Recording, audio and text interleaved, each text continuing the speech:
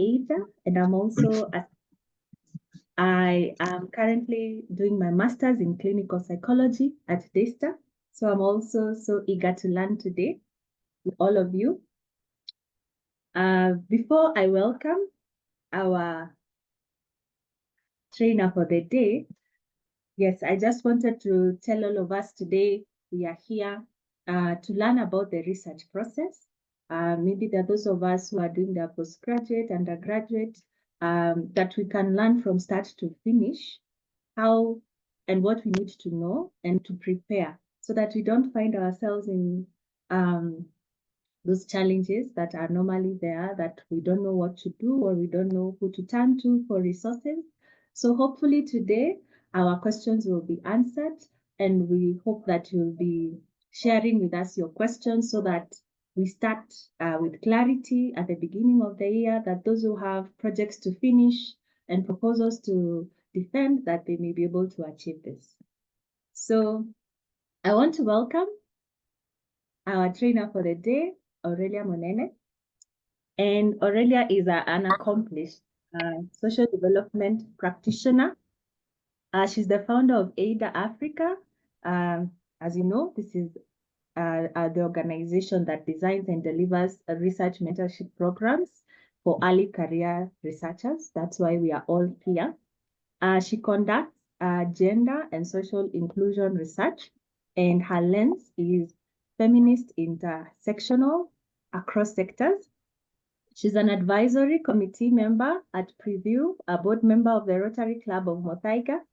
She's a personal development coach at the Amit Young Professional Program of the Radboud University and University of Nairobi. As well as she's also an associate member of the International Network for Advancing Science and Policy. And then she has authored over 50 reports, 2 book chapters, 5 peer-reviewed journal articles, and she has been a keynote speaker and speaker at the international and national conferences, and she has served as a member of the Scientific Review Committee in conferences. So today, we are so blessed to have someone who has walked this research journey in so many sectors, in so many ways, and we look forward to gaining all the knowledge. Before you come in, Aurelia, I'd want to request us to mute our mics and only unmute when we will be asking questions. So karibu sana, Aurelia. Thank you for sacrificing a Saturday morning like this to be with us. Thank you very much. Happy to connect with you. For those I haven't seen, Happy New Year. It's still not late. Now we're in Valentine's also. Researchers are allowed to also celebrate love. So happy Valentine's for those I will not see before 14th or at 14th. So happy to connect. My name is Aurelia Monene, as you have heard. I'm always, it never even feels like a sacrifice for me to come here, because this is my love and heart. It's what I do, it's what I love. And today I'd just like us to reflect on the research journey. Every journey starts with some preparation. And I've only walked, let me say, 1.5 research journeys. One, I have a master's already in development. So that journey I walked and I completed. Now the other one is half, because I am still doing another master's at Strathmore, and that one has been a longer journey. And looking back, I feel it's been a longer journey because of how I prepared for that journey or did not prepare. So I want us to reflect on our journeys, because I have seen many students, and as you've seen, the statistics show it takes almost 6 to 8 years to finish a PhD in Kenya, and around 5 years to finish a 2-year master's. Around 4 or 5 years. So you can imagine many people are taking very long on their journey. Some have put their bags aside, they've sat on the road. Some have left the road. So today we just want to reflect, what can we do to make us not stop, and to also make us learn as we go? Because part of the research journey is not just about finishing and graduating. There is more to it. There is more to the transformation. There is more to what do you become through this journey. So that's why I want us to reflect. And even those who've already started their journeys, maybe you're feeling like you need to sit back and stop walking, stop jogging. Maybe this session can also reignite your passion again to continue. So welcome to Preparing for Your Research Journey. I just wanted to briefly mention a little bit about our organization, because many people I know have joined us very recently, and probably some people ask now, who are these? Is it a school? Is it an NGO? Is it what? So today I want to provide that clarity, just so that sometimes, you know, when you're journeying with people, because as we consider ourselves companions, as we are journeying with researchers, as your companion, it's also good to know who is this companion that you're journeying with. So that's why I thought it's good to just 5 minutes mention who we are, so that you can see the vision and why we do what we do. So why we are here is because the reason I founded Ada Africa was, one, because I got very good support for my first master's, extremely good support. Until today, my supervisor is not only my scholarly friend, she's also a good friend as well. And because of that support, I thought, how would it be good that researchers, when they're embarking on their journey, they're able to work with someone actually who cares for them, someone who they can ask questions. They don't have to feel shame and shyness about not knowing something. And that's how the dream came about. There's a lot more, but that's how we are here. But the greatest vision for us is to create environments that put African researchers. I consider all of us researchers, whether you're starting today or yesterday. I consider all of us, either we are researchers in waiting, researchers in making, but we are African researchers. We have to be in charge of producing and using knowledge in the continent. I cannot overemphasize, which I always repeat, that Africa is one of the most researched continents in the world. And I see it. I work as a consultant. So sometimes I do quite a lot of research. And I can see always the research agenda is never set by us, because maybe we don't have the money and all that. So if we are not in charge of telling our own stories, someone will tell them for us. And when they'll tell those stories, they'll tell them according to how they see us. And that's how we get the policies we get. That's how sometimes we also see, like now in the Trump era, President Trump era, you can now see where we are as Africa. We are now going with our begging bowls back again, saying, please don't cut that aid, don't cut the cord, because we will not survive. So you can imagine that level of dependency for a continent, and then we depend the same for even knowledge. So we have to constantly remind ourselves, we are Africans, we have to tell our stories, because no one will prioritize you more than yourself. And that is what has happened in the US. So what is Ada Africa? Ada Africa is an organization I formed. I consider it a community-based space where we as Africans can accompany each other in our research journey. And this accompaniment comes in form of providing you with support in your mentorship, some mentorship. We also provide activities that allow you to reflect on your research, improve your skills, connect you to opportunities, to scholarship. So that's what we do. Because also we can't wait for people from outside to form communities for us. We have to form these communities ourselves. And that's why I felt very strongly that we need something that is led by us, and we are not donor funded. We meet all our costs from ourselves. So, but the commitment is there. So that's who we are. We are not a school, we are not an NGO. We are a community space that is accompanying researchers. Now, what do we envision that after we accompany researchers, all of us, many people have gone through, they still come back and do their PhD, their postdoc. What do we envision to become? We want people to transform into people who are critical. What does it mean to be a critical person? And especially in our continent, it means that you're constantly asking why. Why are we saying this? Constantly questioning, even as you read your literature, you're constantly questioning, who wrote this? Where are they from? What is their political stance?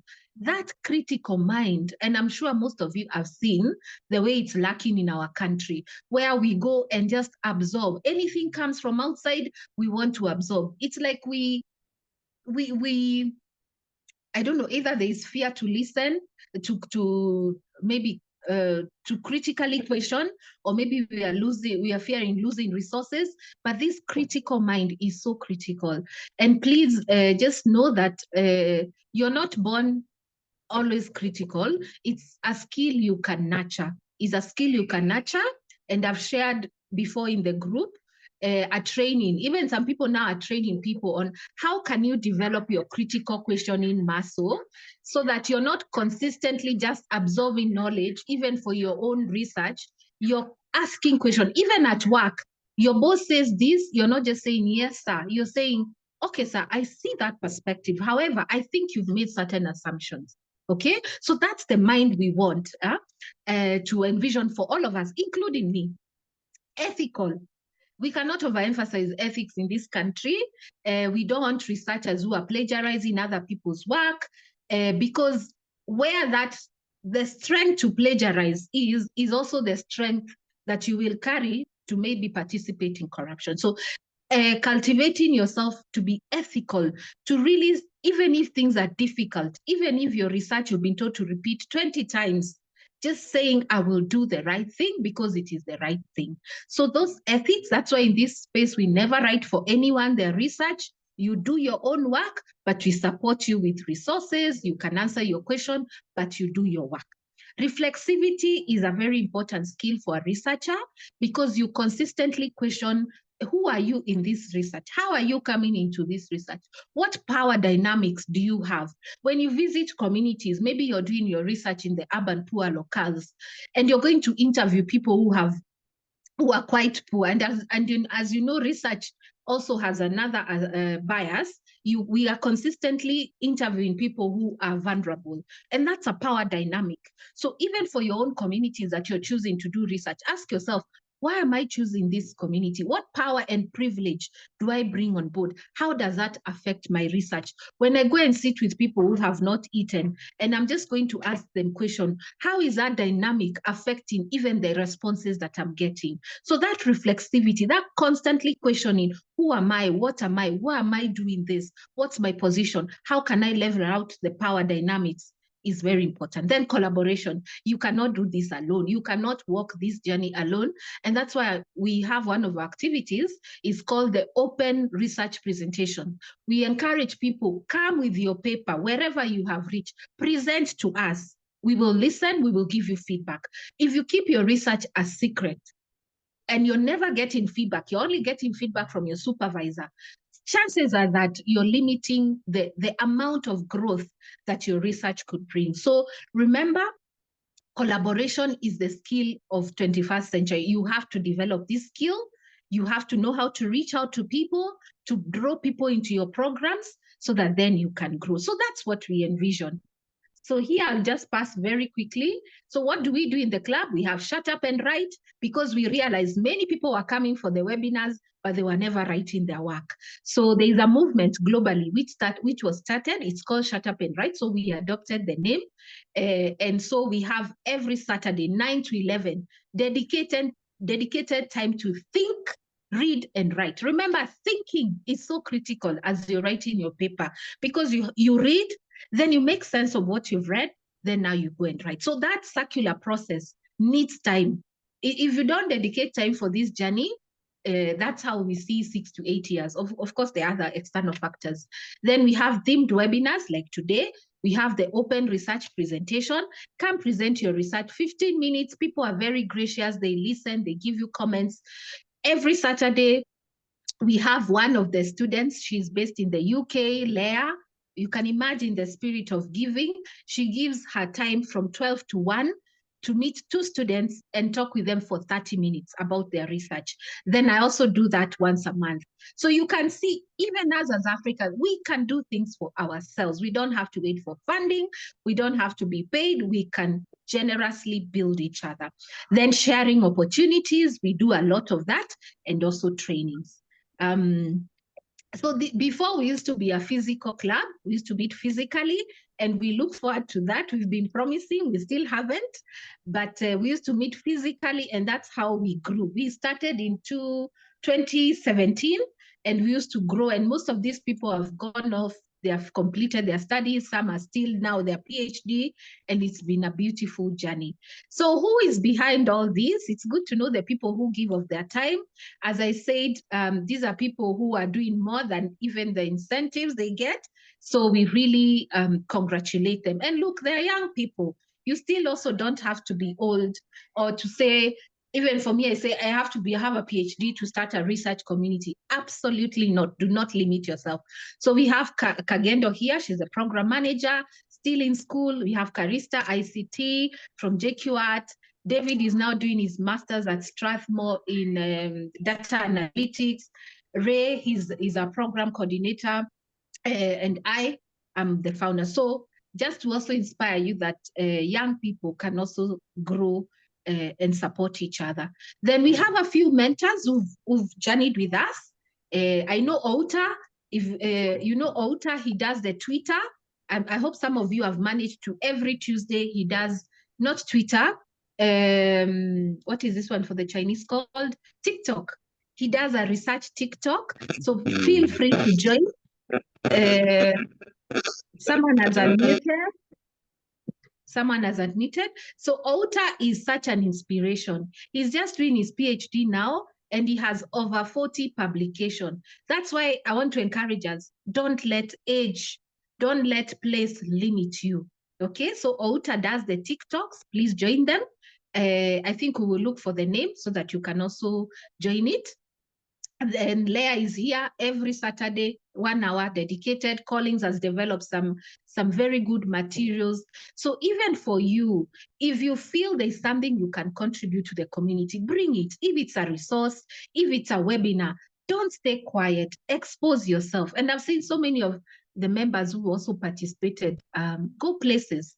So that's it about us. If you have any question, I don't want to overstay there because that's not the focus, but it's good to know one of the companions that you're working with. So if you have any question, you can put it on chat. Let me see. Do we have any questions yet? No. Okay, so good to see all of you. So now let's go to the crux of the matter. Embarking on your research journey. And for me, I want us to visualize this as a journey. Because if you see it as a one-time event, then you will not prepare, okay? If you see it as a one-time event, you will not prepare for this journey. So I want us to prepare for the journey of telling our story. I've always said the researches we do, it's about telling a story. Telling a story about a community, a group of people, telling a story about children. Like for me, the current master's I'm doing, I want to tell a story about how our old people, as people are aging in this country of ours, how are they navigating their healthcare needs? That's the story I want to tell. And I want all of us to encourage us to take our research as a story we want to tell. Why? Because for most times, most of us treat our research like people end up being like objects that you have to use for you to complete your studies. There is no connection. For you, these are just respondents, and these days we stopped calling people respondents. For some people, these are just study participants with no voice. But I want you to humanize your research journey, to know that even the people who you're going to ask and finally go and ask for your research, whether they are corporate, whether they are in the villages, they are human, and it is their story you want to tell.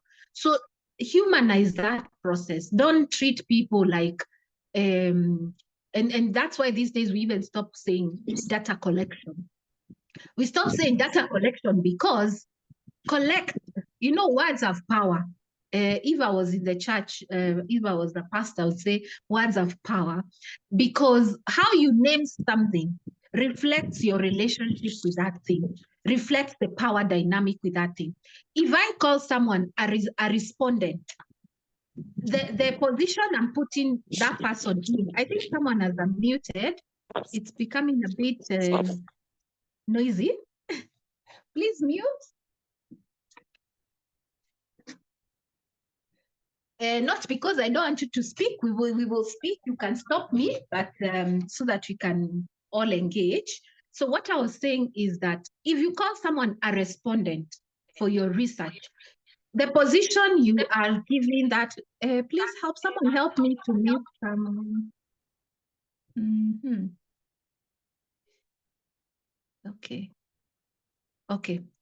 It's a bit quieter now. Okay, so if you call someone a respondent, the power dynamic there is that these are just people who are going to respond to your question. True? Can I see on chat, is it true?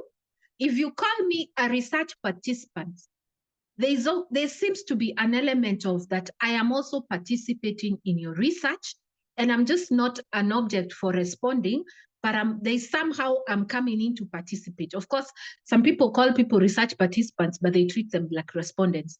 So also and that's what I was talking about, reflexivity. Reflexivity, constantly reflecting the words you're using, the power dynamics. So if I call someone a research participant, I'm kind of balancing off the power that, yes, I started off this research, but I need you, we need to journey together so that we can produce these results. And not just for me to graduate, so that also these results have meaning. I'll come back to you and tell you, this is what I found, and maybe you can improve your practice or whatever you're doing. That's why we refrain from respondents. Why are we also refraining from data collection? Because to collect means you're just going somewhere. It's like knowledge is just seated somewhere in people's stories and whatever in people's, and your work is just to collect, to extract. I'm sure some of you have seen the critique of treating research as an extraction. So these days people are saying you're producing data production instead of collection. Because to produce means production takes more than collecting. It means you will talk to people, you will engage to people. You're not just going to collect. And that's why these days we encourage, even for your own master's, your PhD, go back to the people. Tell them, this is what I found. This is after my analysis, this is what I found. Okay, so I was just, what brought me here, I was reflecting on the journey that we are in and the fact that we need to treat it like a story of a people so that we don't lose that humanity and start treating people like they're people we just need to use to complete our studies and to publish and get our degrees. And why I'm emphasizing also this, because right now, if you go and do research, what has happened, and please someone put on chat or unmute, people are refusing to answer our questions. Part of that refusal is the resistance for being treated like an object. For them asking, so what is this research for? How will it help us? It's taking half of my time to fill your questionnaire. What is it for? It is because of those extractive ways of doing research. It is the way that you never even spoke to these people. You just brought your questionnaire to them. I have a study. Why didn't you see them before you started your research? Talk to them. I'll be doing this study and I would like to do it with the organization. Are you interested? Is this something you're also interested in finding out? How beautiful then would that conversation be, instead of you going to a school and say, my name is so-and-so from this university, I'm doing this study for my PhD. Even me, if you came to me like that, I will never answer your question. I'll be like, who are you? Where are you coming from? What is your interest? So that relationship, that's why I'm really insisting on a story. Those relationships are so important to cultivate that relationship. So even for me now that I want to do my study of aging in the urban poor locales, which I also have to reflect, why am I doing in that community? Is it because they are easily accessible? So I'm also reflecting on that. Why am I choosing there? But before I go there, I will visit. I'll go and visit some organization. This is what I'm thinking of doing. Organization working with older people. What do you think? What questions would be interesting to answer? So that then when I finish my research, I can tell them, this is what I did. So I just want you to don't be mechanical with your research, because you're dealing with real life people. To them, this is not, to you, the interest is your research project. But to them, this is their lives they are telling you. And I've seen this. I've done research in the refugee camps. And people just tell you, I'm not going to talk to you. Your work is just to come here, pick our stories, and then we see no effects. So let us not promote the story of research fatigue and using people for our own research. Form those relationships. Some of them will say, some people will say, no, I'll create bias. No, there is no bias when you're telling someone, I'm thinking of researching this. What do you think? Is this a good question that we can both find out? Okay. So I want to really emphasize that this is the way people are now seeing research. It's not very relational. And the reason why people have been treating research like I have to be distanced so much until people become objects, it's from the concept of positivist type of research, the one that promotes quantitative research, that you have to always be distant so that you can be objective. From me, I come from the other perspective where I believe a human being can never be truly objective because you're human. But even if you want to be objective, that does not mean you cannot interact with the people you want to do research with, so that you don't introduce bias. I think we have to reflect on what is bias. Is bias creating barriers with people and treating people like objects? I don't think bias is that. Bias is me saying, I'm choosing this research topic. Why am I choosing it? What kind of factors that am I introducing that could actually influence how I'm asking question? What kind of context am I doing that in? So all that, okay? But I don't want to speak alone. Please put your comments on chat so that we can also, what is your perspective? Do you feel we are treating people like objects? And how can we rethink that? Now, let us do a Mentimeter. How many of you have done a Mentimeter before? Let's see, Mentimeter. So I want to share, even me, this is the first time I'm using it. So let's learn together. So let me share with you the link. You are going to click on this link on chat. It will ask you for the code. And I have prepared some questions to get us started about thinking about our journey. So go to that link. You will see question 1, start responding. And then my work is now to project what we are answering, okay? Are we together? I know I've spoken a lot. Is this part of what you want to know? Are we on track? Let me get some encouragement. Someone can unmute and say something. Let's balance out the voices. Does anyone want to unmute? Thank you, Aurelia, for that introduction. And yes, please, members, welcome to share your comments, insights maybe you've gotten from what Aurelia has said. So thank you. Please share your thoughts. What do you feel? Yes, the info is great. I've used it. So click on the chat, go to the link, and then good, the questions are now coming in. If you cannot access Menti, just put your answer on chat. The question we are answering now is, why do you want to undertake a research project? Why a research project? Why now?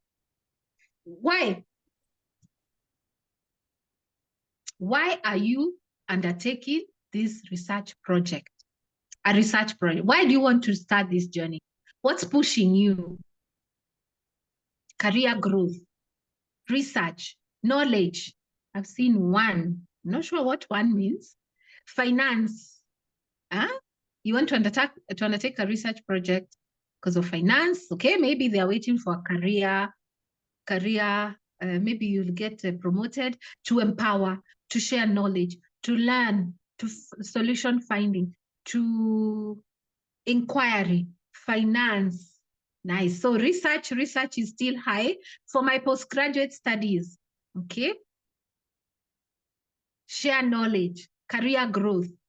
Absolutely amazing. Thank you for sharing. Thank you for sharing. What else? What else? To learn, inquire, to empower, to know why certain, okay, that one is a bit cut off. Amazing, quantitative.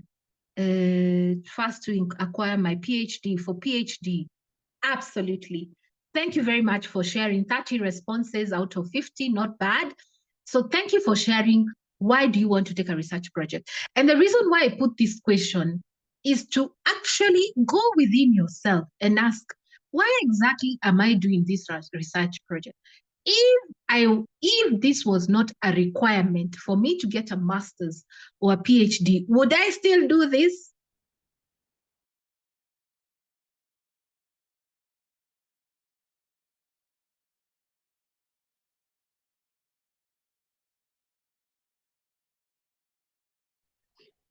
Hakuna kitu hakuna kitu.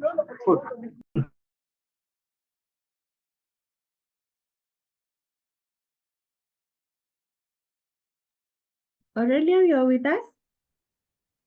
We have lost her. Okay. Please continue sharing your reasons for doing your research on the comments as we wait for her to join.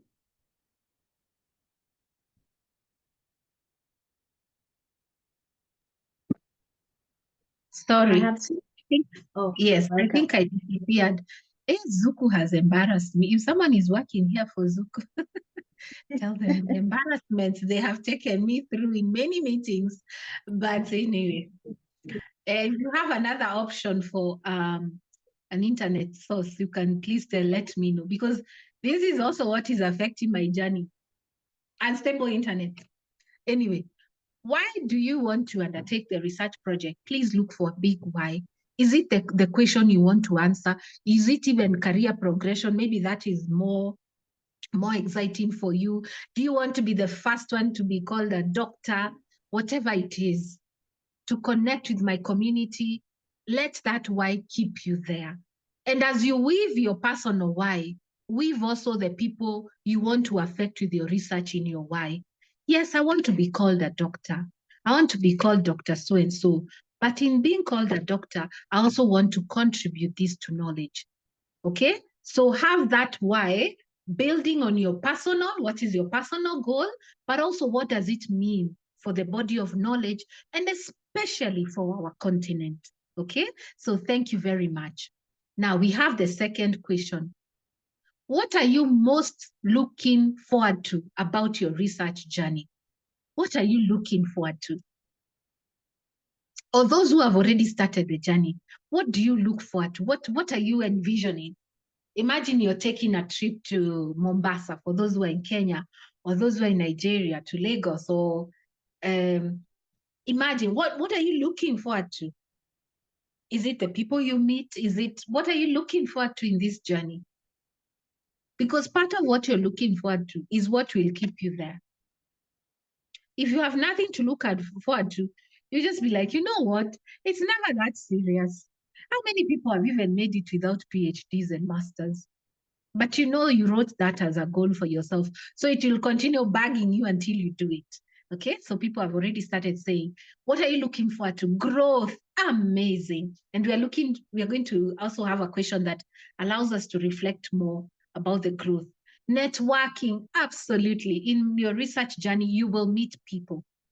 The other day I was telling people, when you're starting to think about your research topic, why are you not building that topic with other people? I was telling them that for me, as I now start, since I'm starting for the 18th time, my research topic, I've had so many, but they've not been quite accepted. I think sometimes I'm also a bit pushing topics that maybe are not, maybe supervisors are not ready for that aspect. Sometimes, like topics on sexual reproductive health, I've seen most people are very shy about those. So now, for now, the topic I'm going to do, because I wanted to do the sexuality of the aging body. I wanted to understand, why does the demographic health survey still report indicators up to 49? What about anyone who is past 49? Are we not interested in understanding their sexual reproductive health? And so I was very brilliantly told my supervisor, I want to really understand, why is there silence even in the country's indicators of the aging body? So I want to understand what's the politics about that. But they're like, no, we don't do such research. So that's why I'm here, starting again. So now, when I'm starting my research, and thank you, keep the answers coming. When I'm starting this research topic, I have to talk to people who have been studying this topic. I cannot just read, I have to talk. I will go, my plan right now is to see organizations that have been working around aging and healthcare. What are they working on? Those people who've been researching on aging and healthcare, what are they researching on? And sometimes I just go on LinkedIn, I just look for organizations on Google, then I just write an email. Hi, my name is so-and-so. I'm thinking of doing this research. I'm thinking of looking at this and this. You've been working on this topic. What do you think I should be putting my energies on? What is needed in terms of knowledge, in terms of practice? And these people help you build your topic. So that's part of why I was saying, part of why we are here is to also build our collaboration skills. So that, like the other day, I wanted to do another topic which was rejected. I'm not sure. Sometimes is it me or is it them? I'm not still sure. I wanted to do a topic on strategic purchase of healthcare. It's a concept in health where how do we purchase healthcare? And that's why we're in Shisha issues. And I wrote to someone who I read his work. He's a Kenyan. And I wrote to him, I said, I'm thinking of this topic. Tell me, what are the issues that are in this topic that you're grappling with, that I could put my focus on? Do you have any materials that are latest that I could read? And he sent me a ton of papers. So as you start your journey, don't start alone. Start with the people you want to work with. And you know what the beauty is? The beauty, even right now, I'll also visit the State Department, if I have some time, the ministry, and just find out, where does aging and health fit in Kenya? Which ministry? For you, your topic, do you know where the ministry of that topic fits? Have you explored the researchers in Kenya or in your country who are researching on this, so that you can start these networks earlier? And especially if you're doing your PhD, so that when you finish your PhD, you have already created a community. You're part of a community that writes about, I don't know, what topics are you writing on in your research? You can put on the chat. If you're researching on, I don't use health again, education, and maybe you're looking at tertiary education or basic education, you have already formed these networks. You have already formed these networks. Even after your PhD, you have a community waiting for you to welcome you. But if you walk in this journey alone, because for you now it's about graduating, then you finish, then some will even say, no, I finished my PhD, I have no job, I'm all alone. Some of it, yes, is the economy, but also some of it is, how did you walk that journey? Did you form networks and connections as you were walking? And not networks of exploitation, networks of collaboration. So for me, I'm planning now so that this topic is not rejected. If I go to the ministry right now, I'll just say, can I go, I'll Google and see, do we have a ministry for aging or whatever? And then I say, my name is Aurelia, I'm a student here. I want to do this research. I want my findings to improve what you're working on. What do you think I should focus on, or which area, whatever. So after I finish my research, you can imagine if I go back to them and say, actually, this is what I found. And you see that connection is different. As opposed to, Jedida, please mute, as opposed to me just doing my research alone. So what I also want you to look forward to in your journey is the connections you're going to build organically, not just for your research, but for your professional growth. Like for me, through my master's, The first one I did, I published 4 papers. No, 3 papers and 1 book chapter. You know, you can, from one paper, you can publish many things because you have different findings, you have different objectives. Some people always ask me, how do you, one paper can produce? Yes, one paper can produce different, one thesis can have different publications. And that also is because I had a good mentor. But now I'm also telling you, so if you did your master's and it was a good master's, you didn't plagiarize, it is good, please publish it. So in that journey of publishing, I met so many people who have grown my careers, even in ways I didn't know. So also don't be very linear in how you grow your career. You can grow your career through your research journey. Even if you are an accountant, through your research, you can create another pathway for yourself that you never knew exists. Like for me, I'm trained in development, in health. So I'm in gender. Most of the work I do is in gender. But now, because of starting this organization, I'm fully in academia. I'm working with different associations. So what I'm trying to say, let your research journey be an experience to enjoy. Even if you have a difficult supervisor, these are the communities you build are the ones who will keep you upbeat, okay? So what are people looking for to career fulfillment, intellectual growth, successful completion? Absolutely. Growth, expertise, yes. To be someone, when people go to meetings, you're not quiet because you did a research that you have found interesting findings. Policy enhancement, information, results, provide a solution. Amazing. Keep this with you because your journey, this could open you up to a new career. You know, these days we are not having one career. I always tell young people, consider not just having one career because maybe you're multi-skilled and you could be limiting yourself and you could have many pathways you can create, okay? Let's go on. What kind of support do you think will be most helpful to you as you embark on this journey? The other question, we're about to finish the question. What support, you're now starting your journey or you're midway, what support will be most helpful to you? So the first slide was about the collaboration we will build in our journey so that we are not working alone.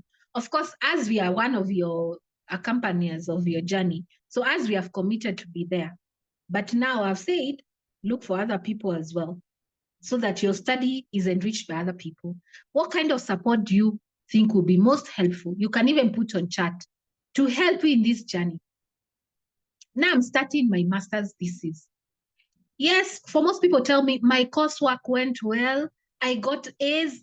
I'm so surprised that in this research, I am now the one here who is feeling like a failure. I know that feeling. Even for me, 7 topics later that have been refused.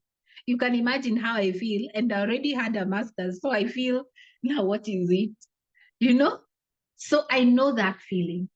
So even for me, I'm asking myself, what support now do I need to finish this thing? Because now I'm also in the statistic of taking, I don't know how many years to do a master's, okay? So financial support, yes, money. If you don't have a scholarship, you have to figure out the money in this economy. Material support, be more specific. And these things, you should write them down, by the way. As you start this journey, can you have a book to be reflecting on your journey? One of the best advices I got from one of my other mentors when I was doing my master's was always keep a journal of your research journey. Even me, I'm very poor at journaling, but just somewhere you can write something, connections, reflections, somewhere you can write that to keep you on track. Material support, institutional financing, mentor support. Oh my God, mentor. Oh, don't I know. Especially the greatest enemy within, procrastination. Ay, ay, ay.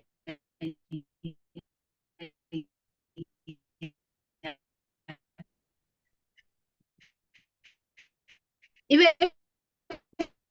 for Aurelia, you're breaking. internet.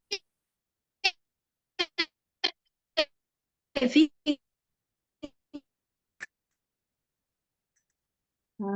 I didn't. Aurelia, we can't hear you clearly. You're breaking. I think there's an issue with Zuku. It as my research because, and then I felt,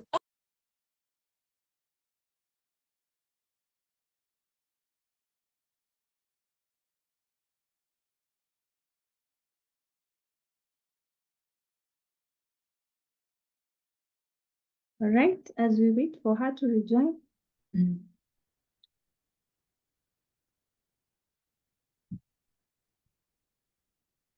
All right, she has said she's going to change networks. Yeah, so far I've only seen 3 questions, so this could be a good time to put down any questions, any comments there. Let's continue to share for those who've not been able to do it on Menti. I saw a question about someone asking how to join the group. I've sent them the link, how to join the team. They can reach out to me. And I saw a comment from Dennis who said, I think when you were speaking about regarding the people you are producing your research with on the ground as a respondent, he said you are presenting valid points. Indeed, the terms respondents, participants will impact our research findings. For instance, I was leading a research work in recent time. We were doing a survey on institutions. What I did first was to share the importance of the study and the benefits the institutions come to get. This was a means for me to get the right information and the involved institutions. Yes, so I think all of us, we have picked, we don't just go with a proposal and data production tool. Now I'm even checking my language. We actually start the research with the people we want to learn more about and the issue we want to learn more about. So keep the comments coming. I see someone saying that they would need moral and psychological support. And I think that's where Aurelia has drifted off when she was talking about mental support. I think at 8, you're back? Yes, I'm back. Finish. Oh, yes. I was saying, I think there was a time we had a session on postgraduate, how to plan for personal coping during this journey, because there is a mental load there. And the new dynamics of research, all the people you need to interact with, being in a place where you have to trust your voice can be very overwhelming, especially when someone is at the beginning and the right support is needed. So Aurelia, welcome back, and you can please pick up from where you left off. You were telling us about the mental impact, the mental health impact of research. Yeah. Yes. I was just saying that this journey is not easy. It's not impossible, but mentally is not easy. And one of the things that you've mentioned, Josephine, is the voice. This is a journey where you're also growing your voice. You're also becoming, as you become a scholar, you start now having particular things that you stand for. And you start making choices. What methodologies do I stand for? Like for me, I'm very driven by mixed method, but also more by qualitative approaches, because they allow me to connect better with my research and the people I'm working with. Nothing wrong about quant. I also like the numbers because they help to tell the story as well. But then how did I arrive at that choice? As you're continuing doing your research, you're developing your voice. So that now when you stand and say, I think for me, it seems in my perspective of knowledge, I am influenced by this type of scholars or thought leaders. These are the people who I feel are aligned to my values. Okay, so in developing that voice, it is not easy. One, in our context here in Africa, in Kenya, in many others also, we are discouraged or we are not encouraged to grow our voices as scholars, so that it's more what the supervisor says, less about the student's approach. Like for me, 7 topics later, I feel there's a way my voice has not been understood in how I want to approach research. That does not mean I don't want to learn.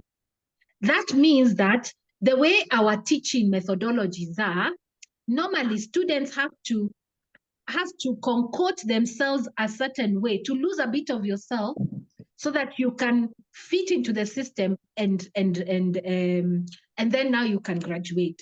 Now, in changing the form and shape of who you are, even mentally, even in your values, that comes with a lot of difficult mentally. And most people, I told you we do the 30 minutes mentorship. Most people, their struggle is there. You're dealing maybe with a supervisor who has not understood who exactly you are, where you want to, how you are seeing things. So it's like you're being treated like an empty vessel. It comes back to that way of teaching where the teacher knows, the students don't know. So because of that tension you have, because you're like, how did I get A's in my coursework? And this research, I seem not to be moving. It could be that maybe you're struggling with your research skills, but also there is that dynamic where you feel you're not being heard. You're invisible. The way you want to speak is not heard. You want to say, you disagree with something, you can't even disagree. So that brings a lot of mental tension for people. And that's why we need to journey together.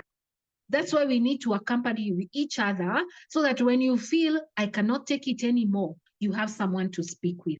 So thank you for sharing. What kind of support do you need? Financial, mental, emotional. So as we are always here, Josephine Kagendo has a background in psychology, of course, because of conflict of interest. She may not be your therapist, but at least we can give tips and tricks on how to cope. So for now, let me stop there with the mentee and take us back to some of the things I wanted to share about preparing for your journey. I'm still talking about them as we go, but now a bit more, what do we need? Okay, what do we need for our safari? We have agreed we're on a safari, and a safari has to be prepared for. It's not up and go. As you embark, remember to pack these essentials. What should we pack? Can I see on chat, what should we pack? Okay, as I show you what I thought.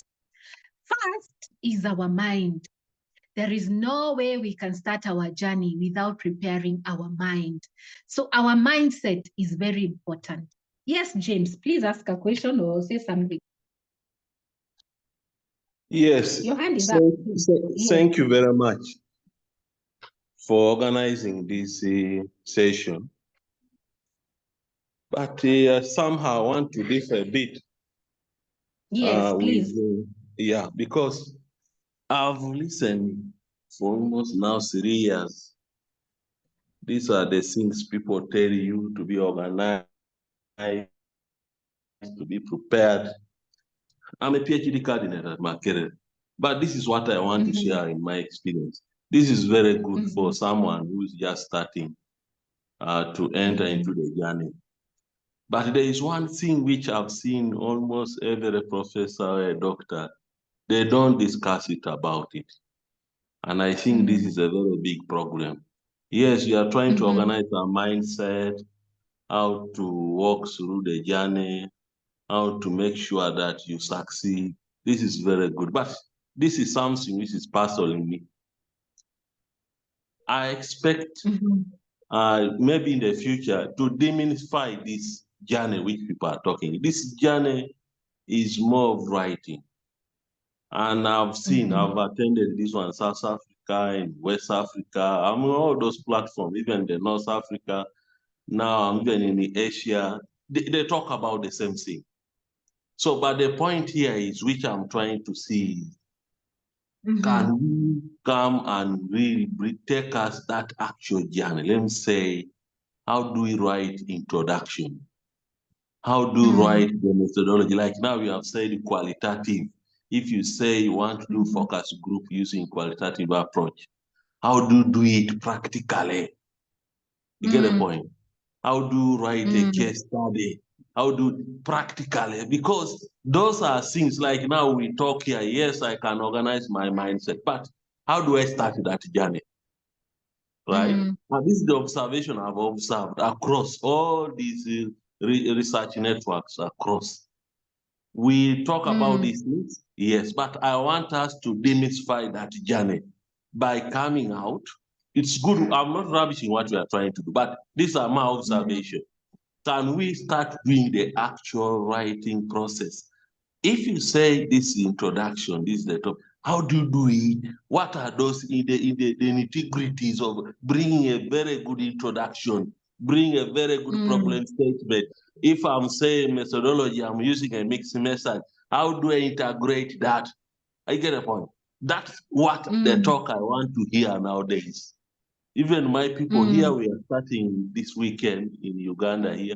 I've told the professor, I think what we have been doing, it should stop it. What people need in this journey is how do I develop a very good introduction? How do I develop a very good literature? And what approaches are there can I use to write? I know how to search.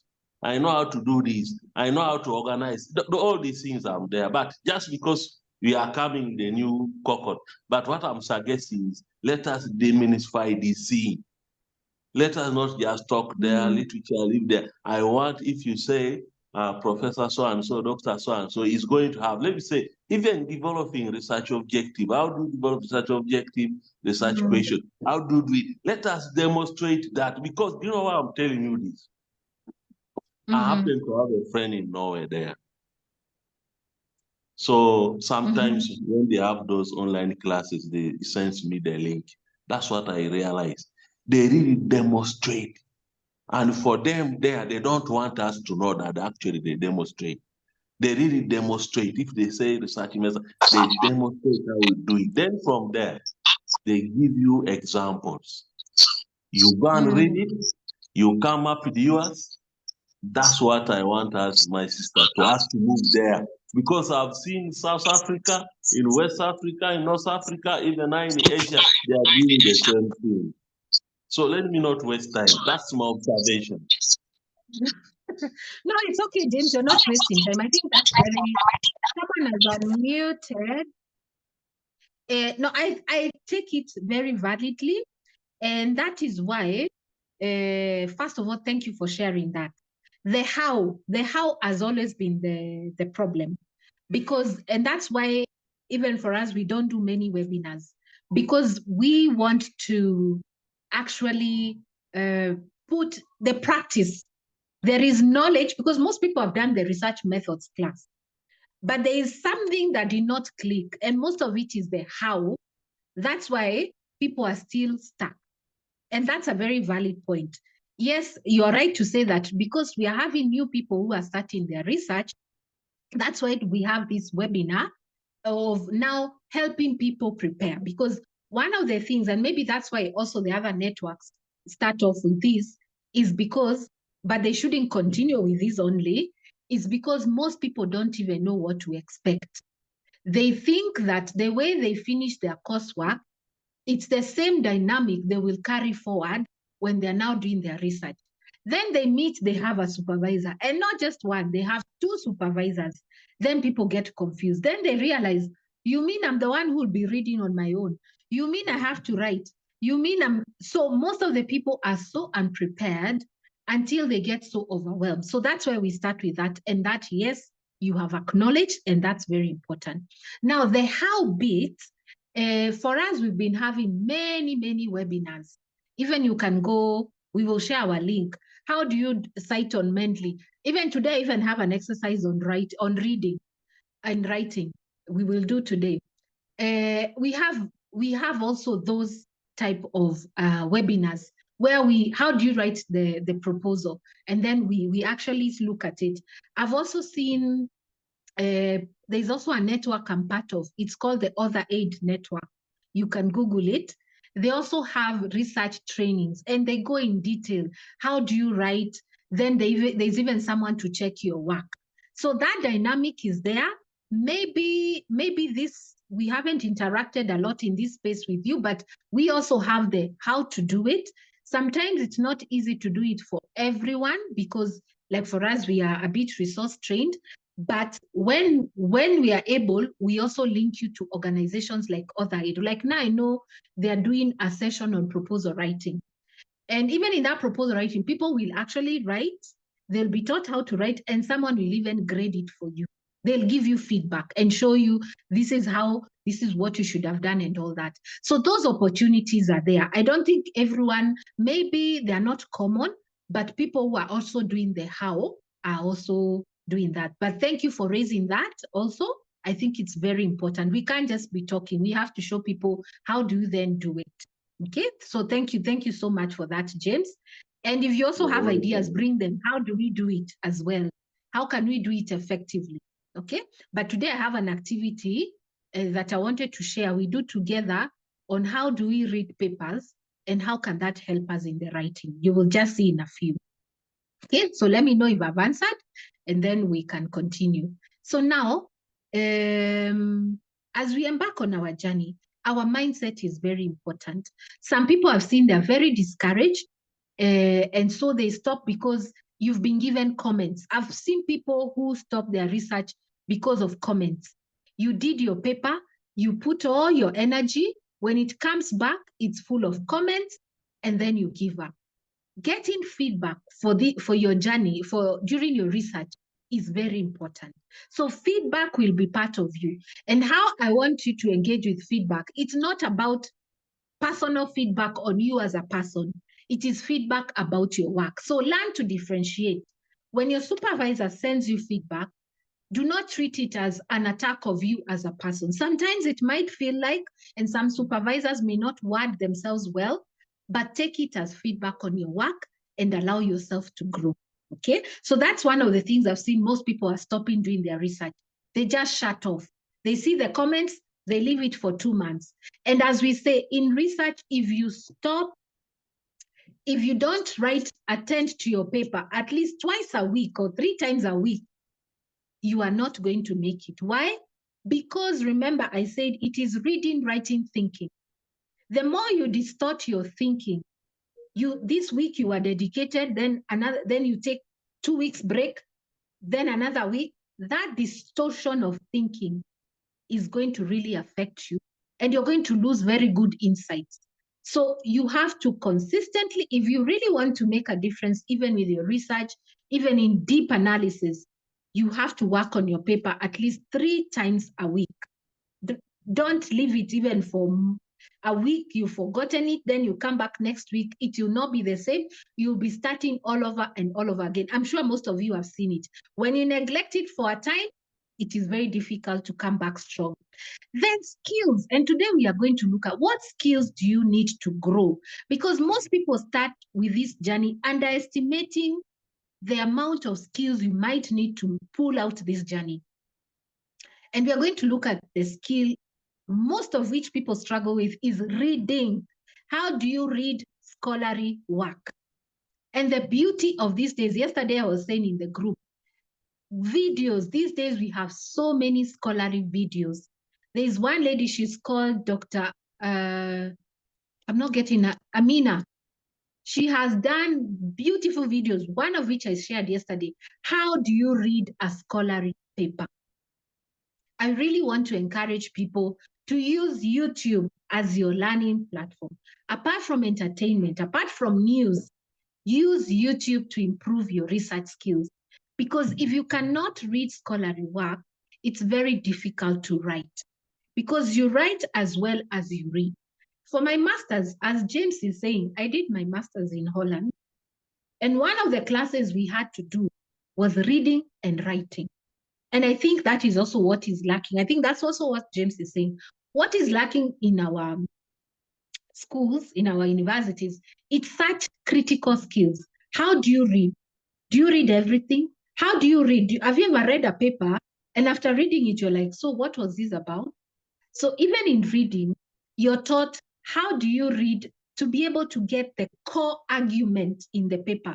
Some people read a paper because remember, you have to read to develop your literature. You read a paper, then you're like, what was this about? What was the core argument? And then you miss it. So those are very critical skills. We used to do reading classes. We will see if we resume this year. I think from James' point, we will return again to do some reading so that people are also able to read quickly and never miss the core argument. Also to read with a critical eye, reading as you ask questions.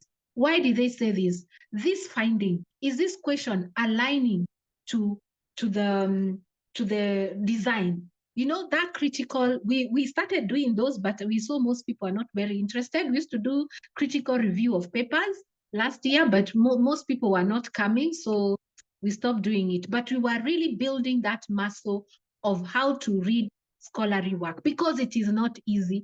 All these things you're not born knowing.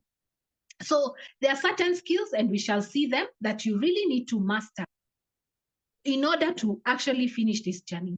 Then your research question will become the compass. I know I've seen most people in this context, the emphasis is more on research objectives than the research question. Maybe it's a way of doing research, but even if it's the research objective, fine. Let that be the core of what is guiding you. Like for me, for my first master's, my research question was, I just wanted to understand, not even from the academic way of writing, why are children still dying between 0 to 3, yet we have vaccines and we have invested so much in that space? Why are children not passing their 3rd birthday? That was my underlying question. And that is what gave me direction. Anytime I lost focus, I always came back and said, what was this research about? What were we trying to find out? Why are still children dying? And then even the literature I choose, I make sure it is to answer that question. So you have to have your research question or research objective at your fingertip. That is your compass. Because in this journey, you can lose focus. You can start reading and then find another pathway, another road that looks sweeter than your research. And then you start on it. By the time you come back, you have already left the course. So have your research goal and objective very clear. And the foundation of a strong research objective is your problem statement. That is the anchor of your paper. When what you're studying is clear, what is the issue? Why is it an issue? If those two are clear, and last time we did a bit of that on how do you determine your what and why? Because if that is not clear, what is the issue that you're trying to speak about or contribute knowledge to? Why is it an issue? If that is not clear, then it becomes very difficult. And we'll be calling my former master supervisor. She'll be coming. We are having a session with her soon to try, we unpack this part of what and why. And that day, I remember people were presenting their what and why, and we were giving feedback. So if those two are not clear, your journey will become difficult. So take as much time to make sure your problem statement is clear. That is the anchor of your paper. It is written second after the background, yes, but you know, even the background has to be a background of the problem you have identified. Because some people start writing the way, so you start with a background which is not aligning with your problem statement. But in terms of thinking, you think the problem statement first, and then you're developing everything from there, okay?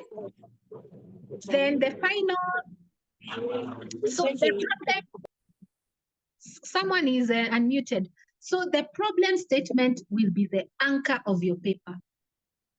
Do everything to make that very clear, okay? So that everything else is falling in place. If it is the background, it is related to the problem statement. If it is objectives, you're not introducing new ideas, because sometimes I read people's papers, I look at the objectives, some of the variables, I did not see them anywhere in the problem statement. So I say, how is this appearing in the objectives? And it was never justified or mentioned in the problem statement. So once the anchor, which is the problem statement, is clear, The objectives are coming from it. Your research questions are coming from it. Your tools, your design is, remember, most of the people, the misalignment they have is their research question and their design. Because not every problem is studied the same with the same design. Okay? And I've seen most people have not, I think in our schooling of methodologies, we have not been trained on research designs. So you'll find someone is asking a question which they want to see. I want to see the why are students not coming to, like a cause effect question, a question to tell you what caused this and what was the effect. And then they're using qualitative study, or they're using FGD. Such a question cannot be answered by such a design. So also we did another webinar on how to determine your design. We will still repeat it again this year. And one of our mentors I showed you developed a very nice guide, which questions go with which design. So that's why preparing for this journey is so important, so that you know there's nothing as difficult as knowing what you don't, knowing, I want to say, not knowing what you don't know. I don't know how to put it. If you don't know what you need to know, this journey will be difficult. If you don't know that there are certain skills you need to develop, I need to really understand my research methodology very well. I need to understand research designs. I need to understand this. If you don't have that background, you will struggle. You'll be saying, but why aren't people understanding my paper? It's because those basics are still missing. Okay? And then we will not overemphasize the people. So all these topics, we've tried to work on them over the years, and we shall still repeat them this year. Please show up for our event. Sometimes you see people don't show up a lot, but please show up so that we can grow together. Now, basics. Do you have a good laptop? Some people don't have good laptops. If you don't have that, you will struggle. Do you have good internet? You have to have good internet. Do you have access to journals? Most people still do not know their librarian. I've met people who I ask, do you know your librarian? No. You cannot do also a very good study if you also cannot access good materials. And most of our institutions have subscribed to good journals that they're already subscribed for, so you don't even need to pay to access them. There is also the directory of open access journals. You can mark that one. It is a directory with many open access journals that you can actually access journals for free. Because most people come to me and say, I don't know what to read. I cannot access materials, okay?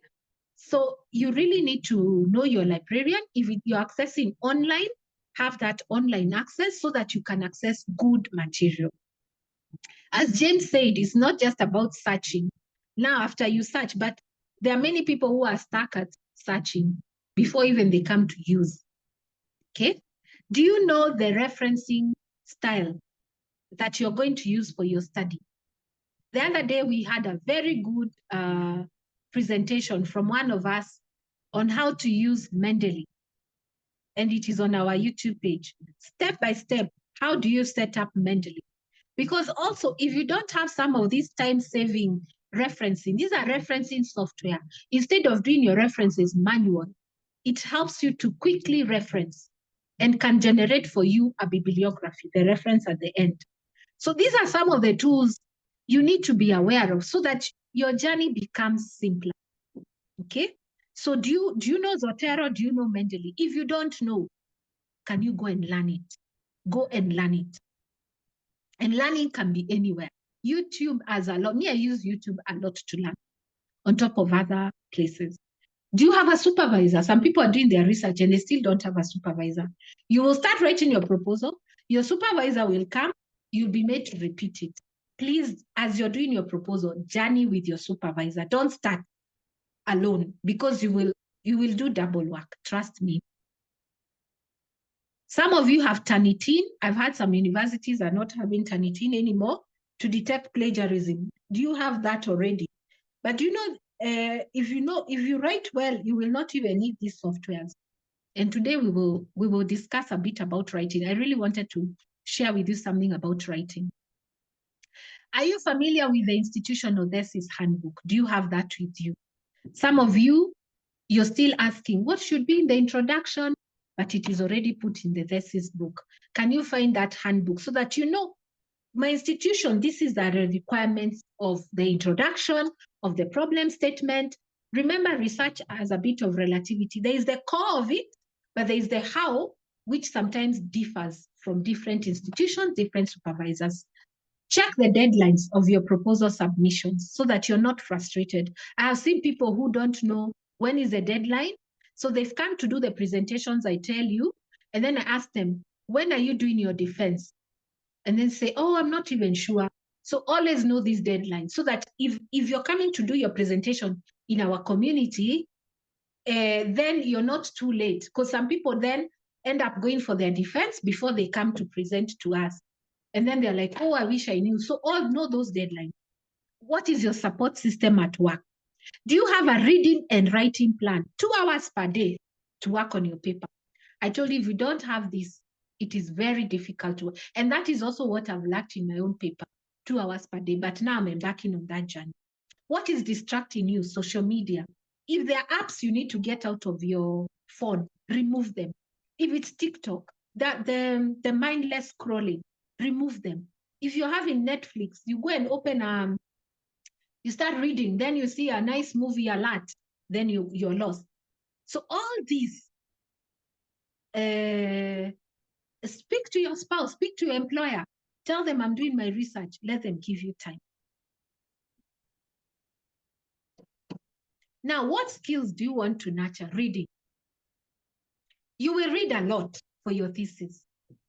Therefore, you have to learn reading techniques. I want you today to go and Google how to read a research paper. The world has a lot of knowledge. Go to Amina's site, some of these places, I'll tag them. How do I read a paper? All these things are there. How do you write? You will write a lot. If you've never written in your life, this is the time you will write. Are we born writers? Absolutely not. Can people be nurtured into good writers? Yes. What are some of the things that we have to know about writing? How do you synthesize ideas? Idea synthesis is very important because you'll be reading from many sources. But then, how do you make sense of all this? And make sure you also have your voice in it. And today we are going to practice people have synthesized their writing, and then we will critique. So idea synthesis, please go write it as an area that you have to nurture. Go and Google, how do I learn? And these days there are even many free courses. How do I learn to synthesize my ideas? How do I know to, someone is unmuted. How do I know how to write a paragraph? Do you know writing a paragraph can be the make and break of how your ideas connect or disconnect? How do you write a paragraph? And the lady I'm telling you, Amina, she even has a video. How do you write a paragraph? You start with a topic sentence. What do I want to say in this paragraph? Supporting evidence and a conclusion. If you don't know how to write a paragraph, what will happen? When people read your work, they will see this idea. We started with this idea. You made a certain claim. Like many students are leaving school in Kenya. Let's see, like SHA, maybe let's talk about the healthcare system in Kenya. We have many people who are not accessing the insurance system. You make that claim in your paragraph. And then in the next system, you say, there are also many diseases affecting, I don't know what, this connection of ideas. But if you make a claim and say, many people are not accessing insurance system in the new healthcare insurance reforms in Kenya, the next sentence should be support that claim. Many people are not accessing. The next sentence is, how many are not accessing? Then you put a source. Then support, and then make a conclusion.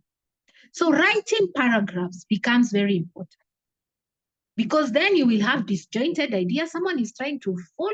What is your research about? That's why you'll hear you don't have focus. It's not because you don't know what you're doing. It is in how you're laying out your ideas. So if you're struggling to write paragraphs, please practice.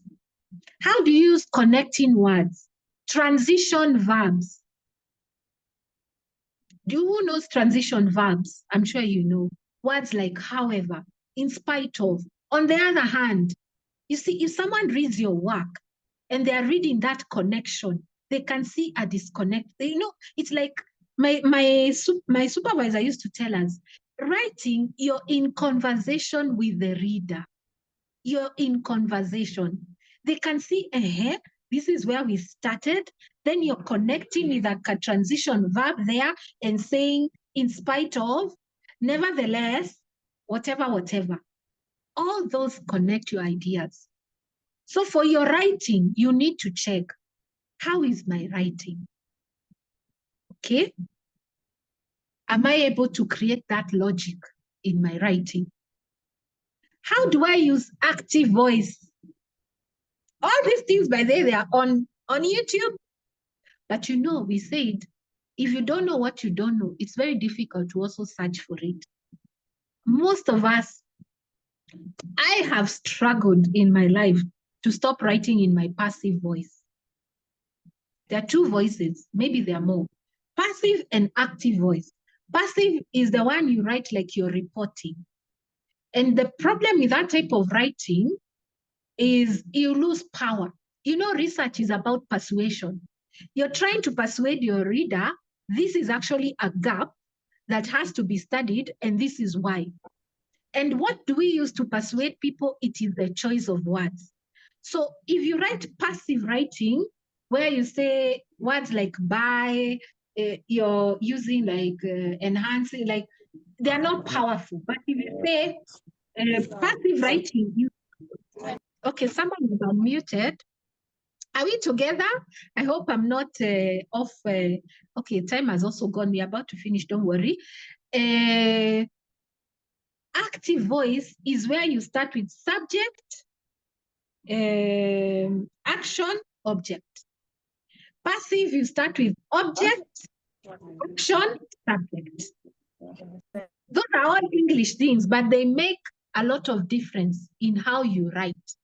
So someone who works in active voice will start with who is doing what, who is doing the action, what is the action, who was it done for. But if you start with who was done for the action, you start using words like it was done by who. And then your sentences become very long. They stop becoming sharp. And then now you'll end up, someone is reading your work, they're like, honestly, I don't even, these sentences are long, they are long-winded, so check on voice. What is an active voice? What is a passive voice? And we are highly encouraged to write with the active voice. So go and Google, go to YouTube. How do I develop writing with my active voice? The other technique in writing is paraphrasing and summary. How do I read something? It's part of the synthesizing. Read 4 articles that are talking of the same thing, and I want to use all the ideas to help me push my voice. How do I write in a way that all these ideas come together? Paraphrasing skills, very important. All these I learned in what I was telling you in our writing class. How do you paraphrase? Please mute for me, people who are unmuted. Thank you, Kangalu, I'm trying to mute you. Paraphrasing and summary. Go and Google. You will find it. People have already developed materials. How do I learn to paraphrase? So that I don't have very long sentences, so that I can compact my ideas very well. All that is about writing. Weave in voices in writing. Now, apart from the active and passive voice, there's another voice that I want us to practice today. The 3 voices that we use when we are writing. 3 voices. So that we can create authority in our writing. The other one is dealing positively with feedback. I told you, you have to be strong about feedback. Otherwise, There is no scholar, even the greatest scholar will always receive it.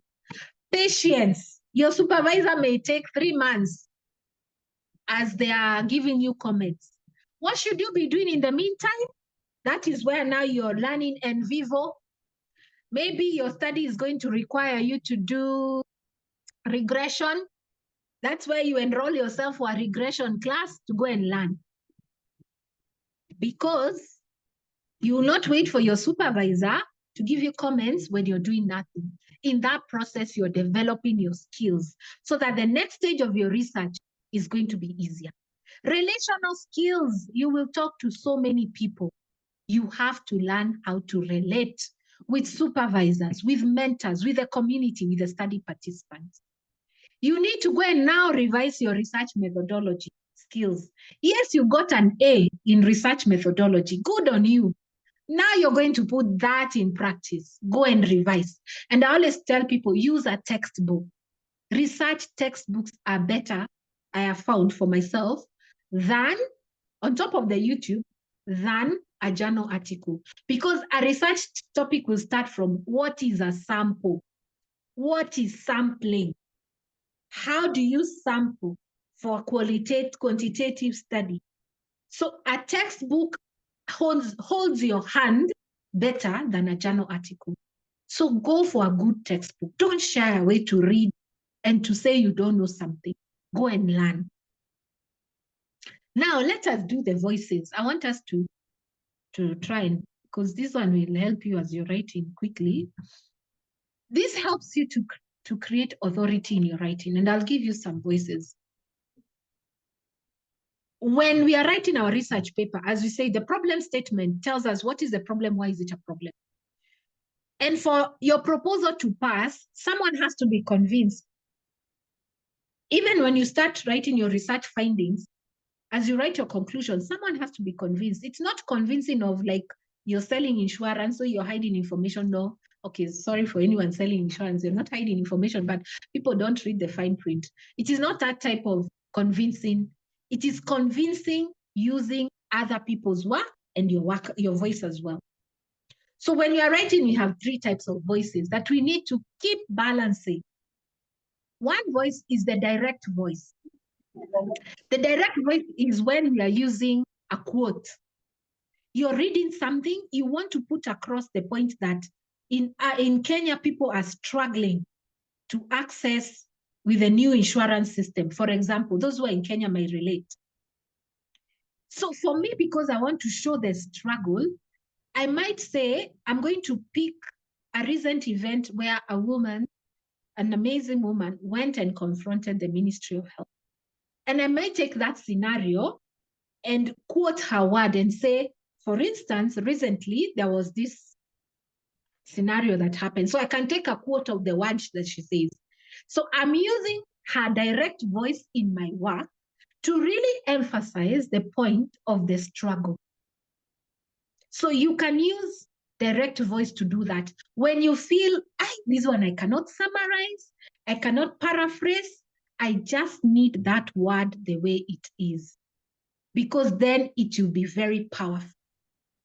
Even when you finish doing your study, you come back to write your findings, sometimes you may want to use a quote because you cannot say it better than the way that person say. Like one of the beautiful quotes, my mentor, my supervisor, Professor Auma Okwani, and it became the title of her paper, very creative, because in research, you also be creative. I think quantitative methodologies have made people very uncreative. You know, you're very structured. Allow yourself to be creative. And she was doing a study on children and how women raise their children, because the common narrative is that Africans, we don't know how to take care of their children, they die early, blah, blah, blah. So she went and was asking women in a community, and one of the mothers said, every mother knows how to dance her baby. Can you paraphrase that? Can you even summarize? That's a beautiful quote. And that is what she wrote as the title of a baby, because it captured what she was saying. Every mother knows how to dance her baby. A very deep statement. So sometimes we use quotes because we cannot It's so beautiful. We just need it the way it is to emphasize the point. So in your work, use quotes, but not too much. We can't use too much of the direct voice.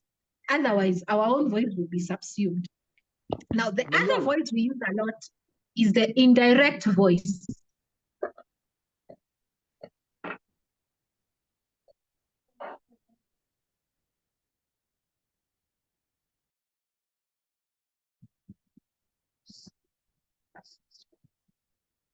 Ulikuwa umeinamisha hii. Aurelia, we lost you. Other people's work. I think you read someone's work are good with this voice. They use it a lot according to so and so. Then this one said, but most of us, what we lack is the synthesis of those ideas, connecting those ideas. And we shall see how to use the three voices. Then your own voice. And this is why most people tell me, how can you have your own voice? You'll be biased. Absolutely not. A researcher, you have something to say about your paper. It is not according to, what about you? What are you saying about your own work? So we also have to put our voice in the writing. Otherwise, our papers will just be full of quotes and other people's voices. And as we are not even making sense for them. And I want you to show you an example. These are extracts from a paper. And this work was originally done by my professor, Professor Uma Okwani. And she when I do something with her, she always tells me, do it with your group as well. You see, holding it for everyone. So this is an article that was written by someone. I want you to observe what I'm saying about writing. I want you to find the three voices. When I read something, I want you to tell me, is this the direct voice or indirect voice? So this person is saying, youth is generally defined as, quotes, period between childhood and adulthood, according to the Ministry of Sports. Direct or indirect, or own voice? We can unmute. What voice is this? Youth is generally... I think it's direct. Direct voice. Okay, so they've seen they cannot... Direct. Yes, direct. They've seen they cannot replace that definition, So they just take it from the ministry. Then they say, the National Youth Policy of Ghana defines youth as persons who are within the age bracket of 15 to 35. Which voice? Which voice have they used? Huh? Direct. What voice are they still using? They are still using direct. Imagine They're still using... actually most of my nieces It's direct. Can't you mute those people? I think we would unmute. Okay. Put on chat now, don't unmute. So they're using direct voice. Then they continue. This was a paragraph. So they've started off two times direct voice. The policy states that, quotation, the problem of youth employment and unemployment is a major developmental challenge. Put on chat, which voice again? Direct voice. According to the Ministry of Youth, 2010, the aim of the government is to... It would have been nice to unmute, but now, unfortunately, some people are muting and talking other things. Direct. So if you... Okay, one person, what do you think about this type of writing? When you read this paragraph, what dominant voice and what effect? Now, the main point is not just knowing the voice. What effect has that done in reading this work, in this type of writing? Can someone share, please?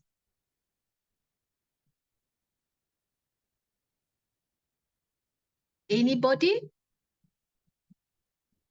I think the effect is that we hear to project their own opinion, but with supporting statements. So we don't hear their voice. We are just seeing quotations and quotations. So they have overused the direct voice. And what happens? You don't even know then what are they talking about.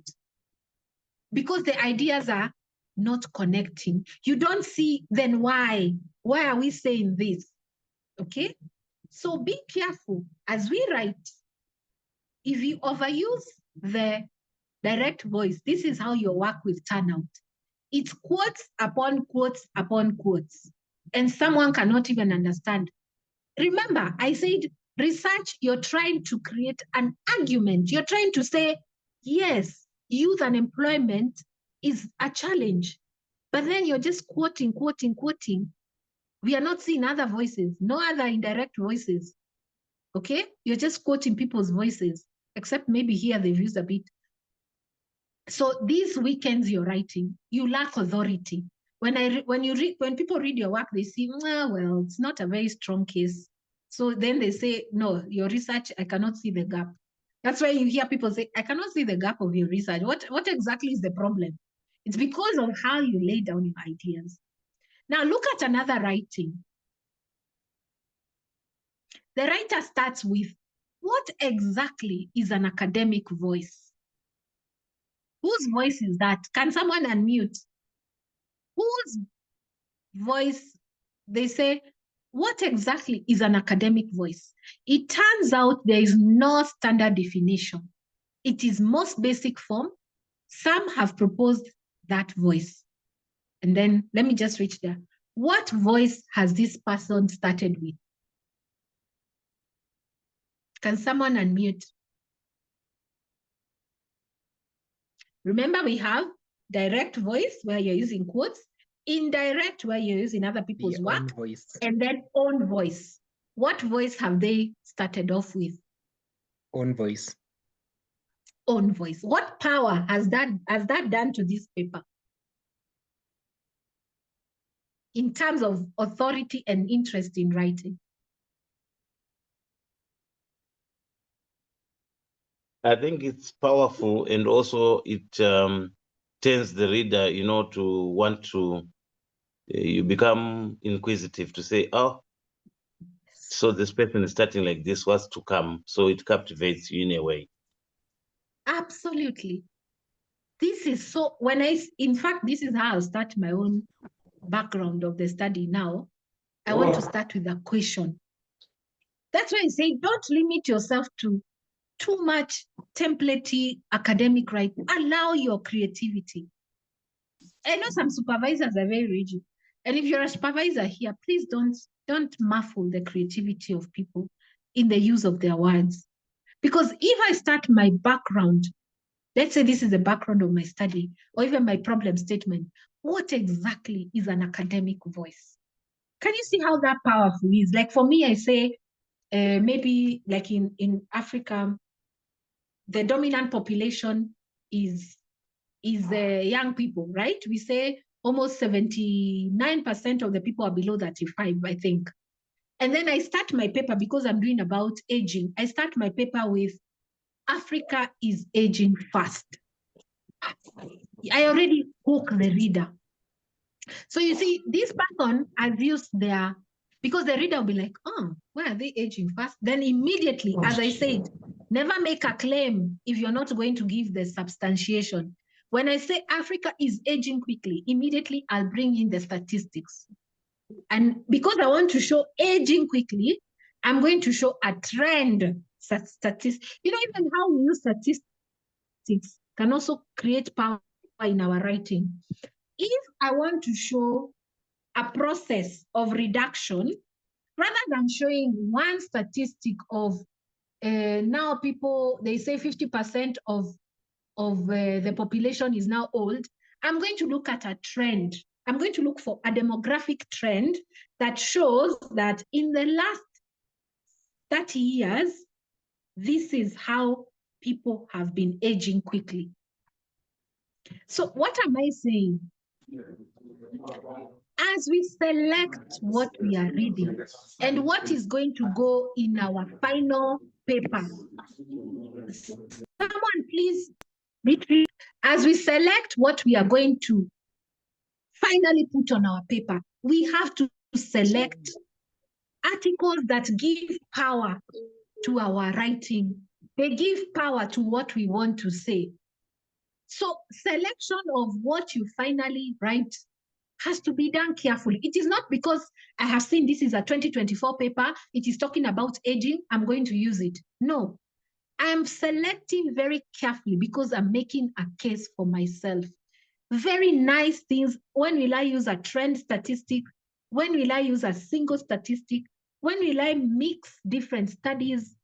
So that is the skill I feel sometimes weakens our writing. Okay, back to this writing.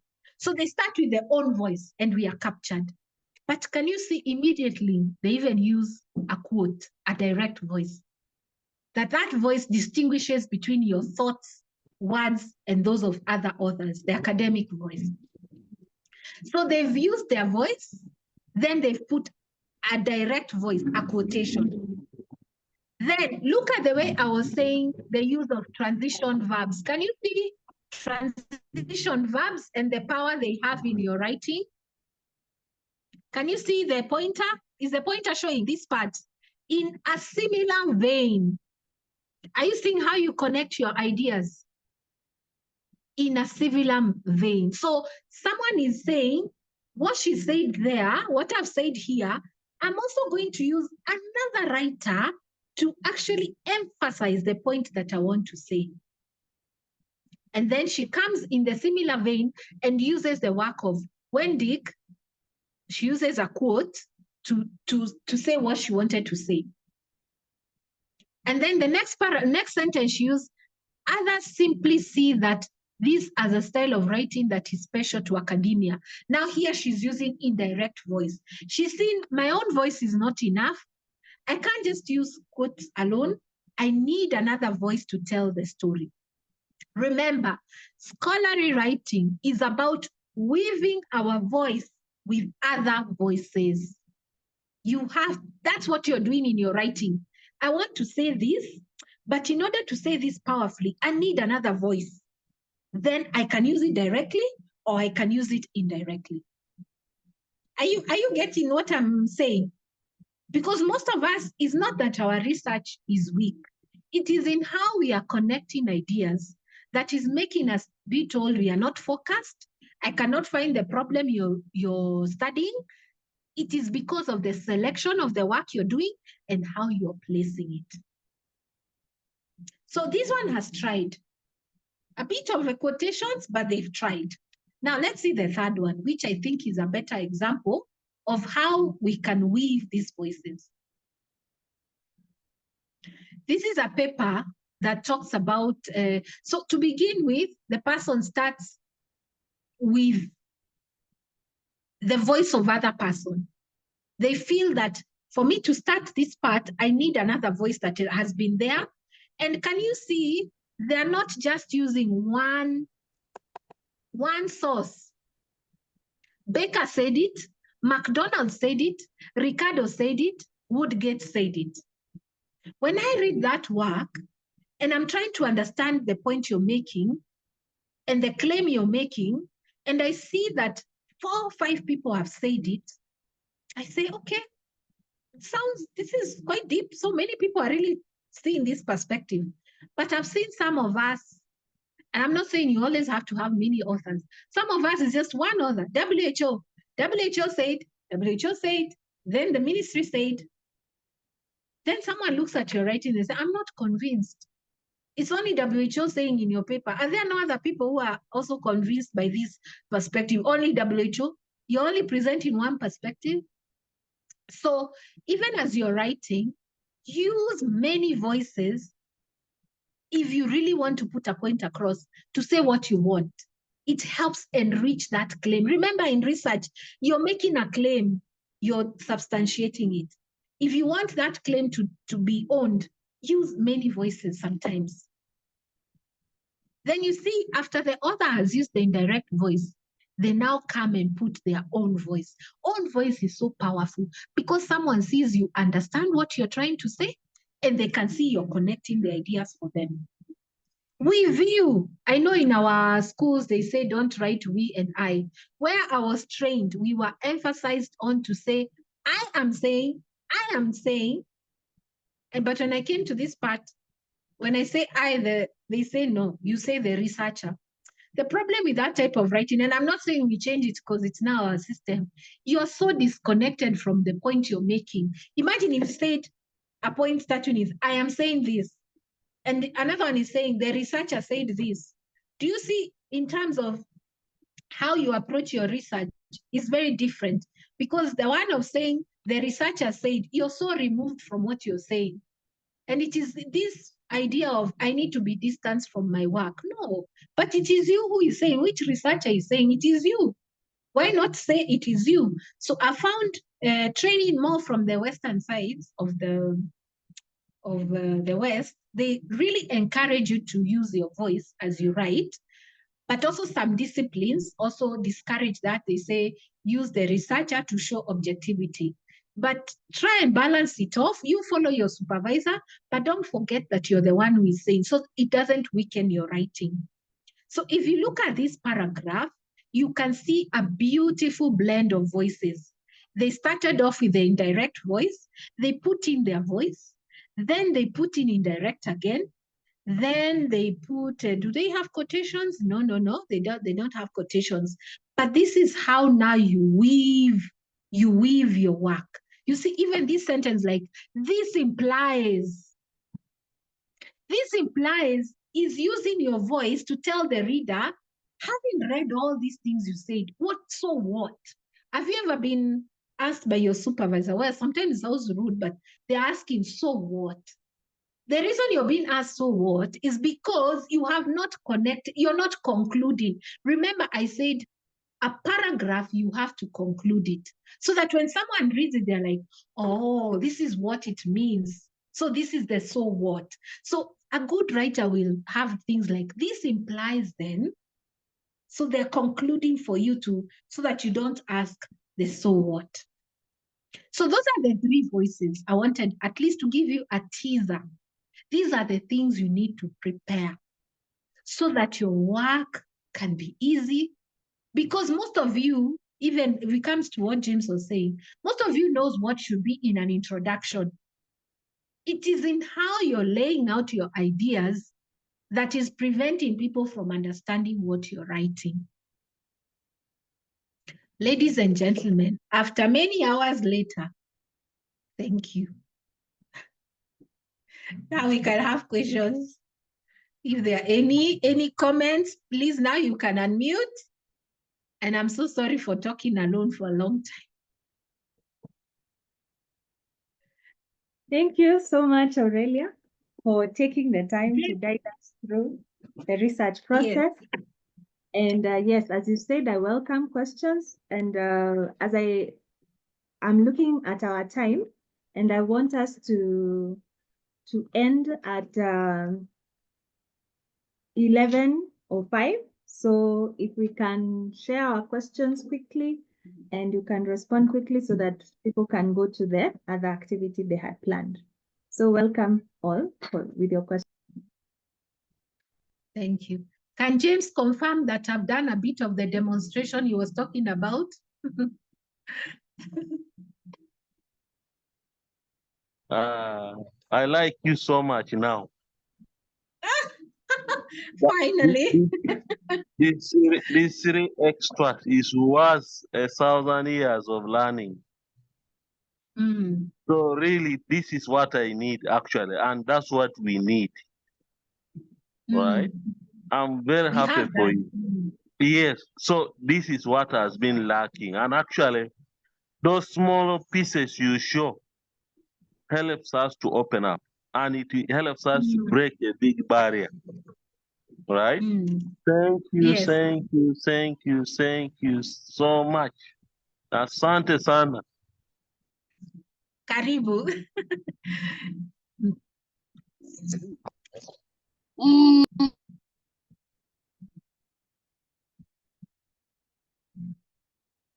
Yes, we will share the recording. I feel I've missed a lot. Yes, we will share the recording. Yes. How do you develop your own voice? You develop your own voice from a bit of reading, because remember, our ideas are shaped a lot by what you read. So reading and writing is like one side of the palm. So the more you read, the more you now read, identifying people's voices, is when now you also start saying, oh, this is what I can say. Another technique my mentor told me was the technique of shadowing. So when I went to study in Holland, after having done my bachelor's at UON, in UON, we were not writing essays, and that's also a tragedy.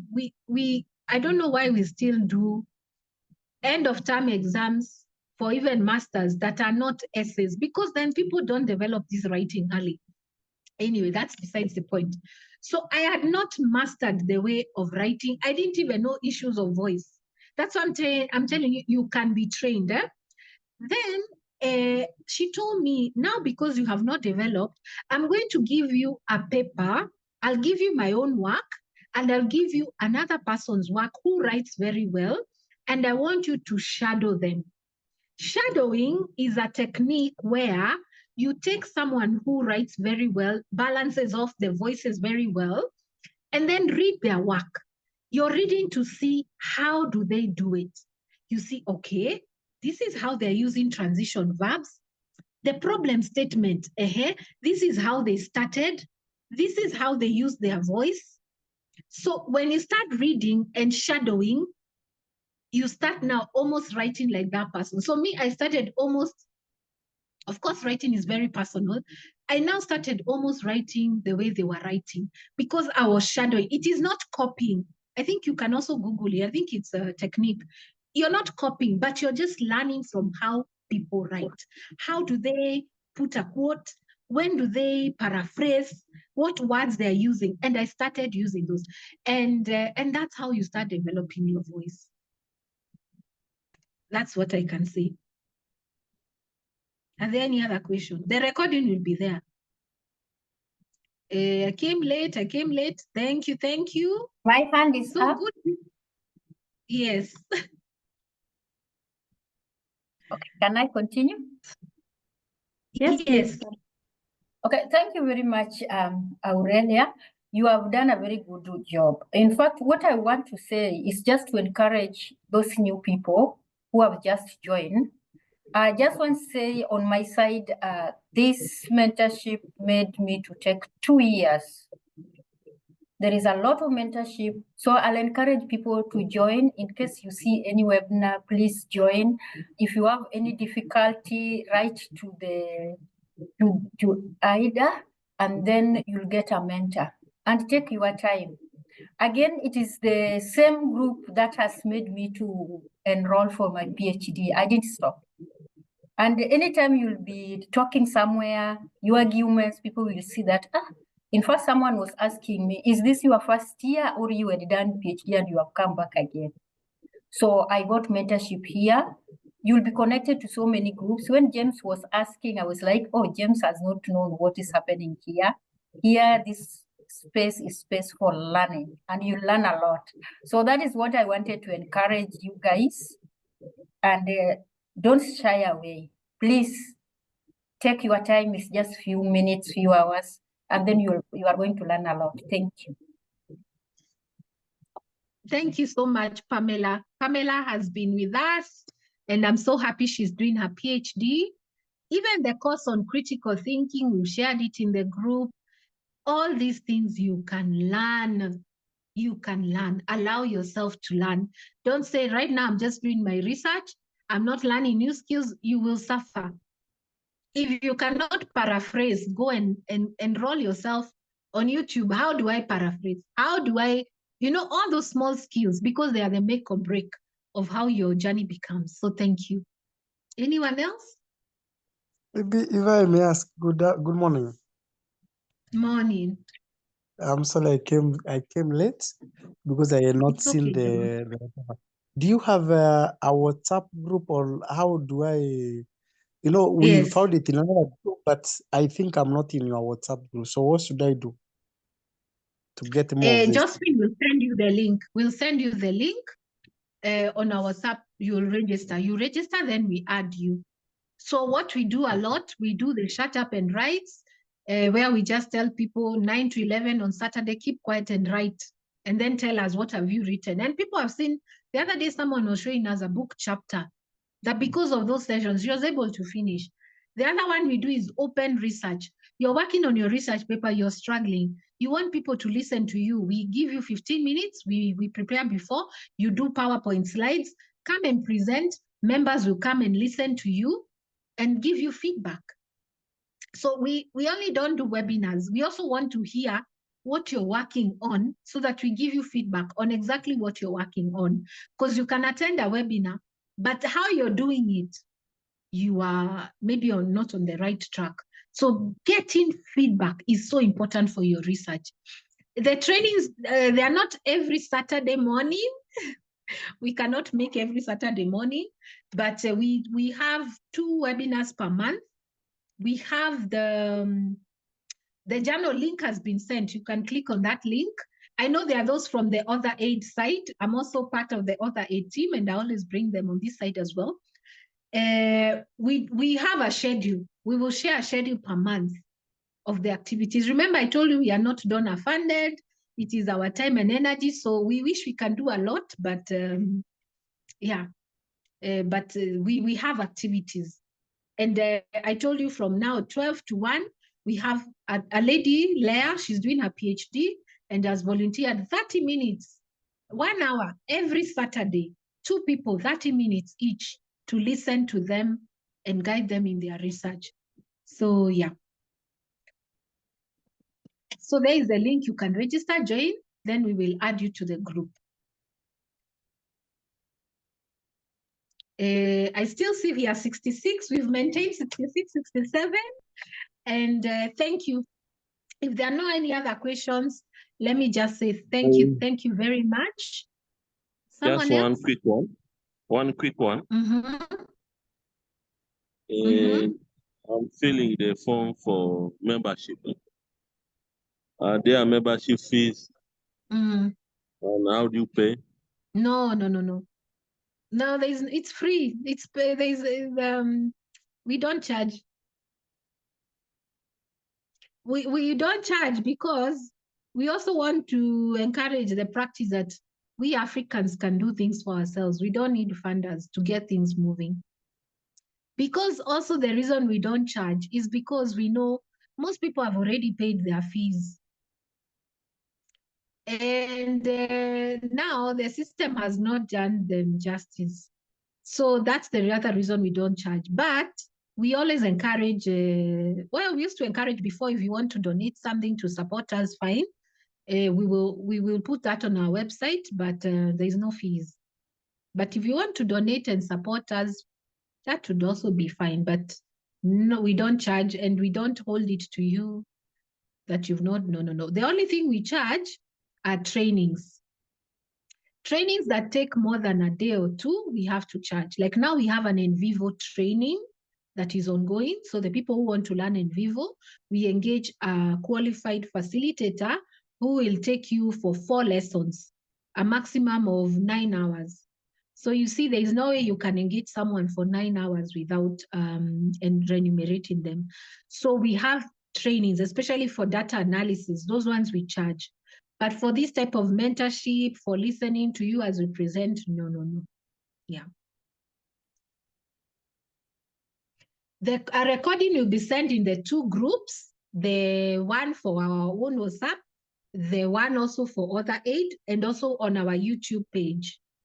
It's not a big page. I think we are not good at market, but that's not our, it's not for marketing. For us, it's for impact. So you can go on our YouTube page. It's called Ada Africa. What we do, we usually change the recording into a YouTube because it's easy to access. Because if you send someone the Zoom link, some are not able to access. So if you miss it there, Ada Africa, you will find it. Let me just write the word Ada Africa. You'll find that recording there by Monday. We'll have it there by Monday. So yeah, so feel free to join. And if you have a skill, don't sit on it. The best way to also know research is to teach. Don't sit on it, please. Share it. Tell me, Aurelia, I'm very good with this. I would like to come and help people. I'm able to help people to even do paraphrasing. I will let you come. We even give certificates to mentors so that it can also help them in their in their promotions. People have been promoted. They just tell me, Aurelia, you remember I did this mentorship. Can you recommend me? I look at it. I see, yes, you did a good job. Then we recommend. So don't sit on your skills. Just tell me I can do this for the group and you will do it. So right now what we have is NVivo. A few people have registered. We do it every month so that people can also learn those skills. But that one we have to charge. I think that's what Josephine was sharing. Yes, this is the NVivo. We've been doing it for almost 1 year and a half. And I think people really love it because it's very practical. You sit with the lecturer for those hours. You can sit a number of hours. It's not too expensive, I would say. You sit there, you are given practical skills on NVivo. Remember, I told you, now when you come to analyzing your data, those are some of the skills you will need. And I've seen, unfortunately, most of us in this part of the world, we are finishing our PhD and masters without knowing basic data analysis skills. That is a tragedy. Because what do? We go and hire. We hire data analysts. The data analyst does not even understand our paper. So they go and do things. When we go to defend our proposal, our study, we don't even know what was analyzed. So please do yourself justice. In this era of tech, know at least 1 or 2 statistical softwares. You can, even me, I'm challenging myself. I know NVivo quite a bit, but I have said this year, I have to learn R. Just something. At least you can't be a PhD holder who cannot analyze data or a master's, because then you'll have been halfway. You're halfway. If you can't make sense of your data, are you going to be hiring people? Remember, the data analyst you're hiring may not be a health specialist, may not be in your area of discipline. So then they're just analyzing whatever. So please, this year, put yourself, I'm going to learn 1 or 2 statistical. The other thing I wanted to mention was the use of AI. I don't know where that slide was. Now see, I'm also talking again. Finally, use AI to help you and not ChatGPT to think for you. Use Quillbot. Quillbot helps you with the fluency of your sentences and to paraphrase for you. I think that one has been accepted as okay. There's one I saw yesterday. It's called SciSpace. It helps you even in the reading of your paper. You can tell it, I'll share some of those later. You can tell it, I want to know what are the key contributions of this paper. And then it will give you the summary of the paper. Of course, AI cannot replace a human being. It can only make our work easier. So don't forget the human in the AI, but use AI, use ethical AI, use AI ethically to also help you in your research. So go and research. Yesterday, I shared something on both groups, how you can use AI for your lit review. Use them. They can also make your work easier, but ethically. And don't forget, you're better than the machine. The machine is just aggregating data. You know your paper better. So yeah. Data analysis, someone is saying data analysis is a big issue. Yes, we had designed a very good course on data analysis. Unfortunately, our trainer got an accident, but hopefully they'll come back and we will be able to do quantitative now. Quantitative. How do you do a Likert scale? How do you do a good survey tool? We had designed all that, but they fell ill. But we hope they feel better and come back and do that training. So this is our February schedule. So you can see today we are where? Research preparation. Then we have scholarly writing. A few people are doing that. We have research mentorship with Leah on those dates. We have open research presentation. So if you want to present your research, we allow 4 people maximum. They come, prepare your PowerPoint slides, you present it, we listen, we give feedback. Then research mentorship with me again. So this is how our February looks, all those dates. You can see the dates on that side. And apart from that, we will share a lot of resources, a lot of free trainings. We are well connected with many institutions. You can access free trainings. So do it. You can do this. Even me, this year, I have to graduate in June. Pray for me, I have to. Is AI accepted by the local African universities? I'm not sure. Please check with the university, but there are those which are universally accepted. Like I think Quillbot is okay.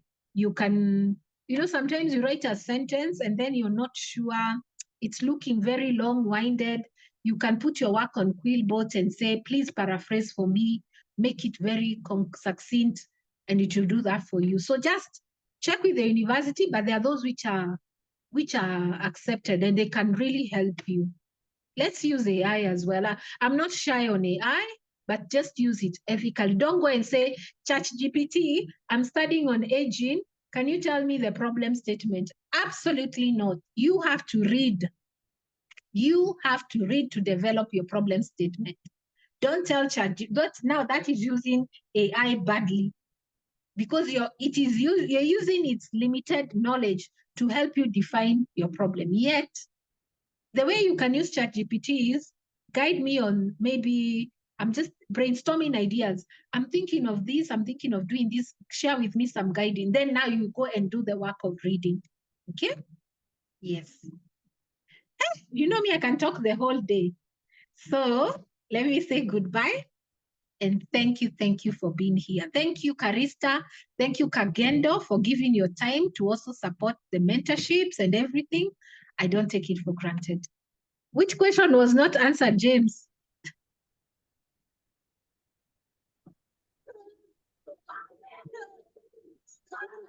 Okay. Thank you. And I'm not yet a doctor. I don't have a PhD, please. I'm not, but thank you. I'm going to look for that PhD. You're already a professor. I should be given like the honorary, yeah? Yeah, I would very love fast. that. I would have to go to school. I'd love that. But anyway, I also have to do the work. Over to you, Justin. And bye-bye from me. Before you say bye, I see we have one last hand. Maybe you can take this last one. Okay. Okay, Jeremiah.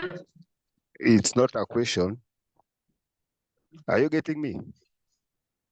Yes, we can hear you clearly. Yes. I've just posted something trying to find out from you people. Is it possible that I send you my document so that you can give me one mentor to go through my document and maybe say chat me and give me the corrections in case there's anything we can do. Thank you.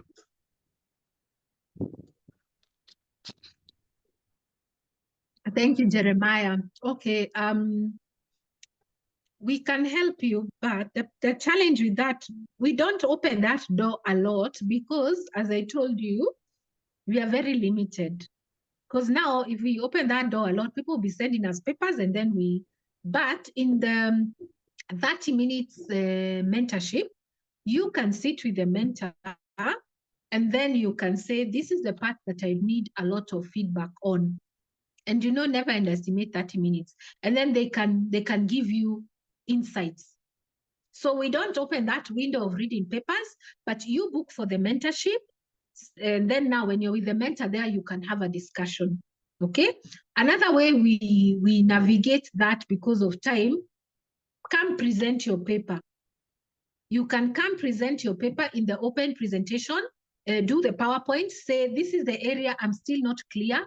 Please help me, let me present, then you give me feedback. So those are the two ways we try and manage that. Because before, people used to send us a lot of papers and then we don't have resources. I'm also trying to make a living on the other side. So it's, yeah. So you just, if you're in the Africana Journal Club, book for the mentorship, then you can organize something with a mentor. Okay? Fine, thank you. All right. Yes. For the purposes now of we time, have to go. Yes, I think we'll end there. Thank you so much, Aurelia, for taking the time to walk with us through the research process.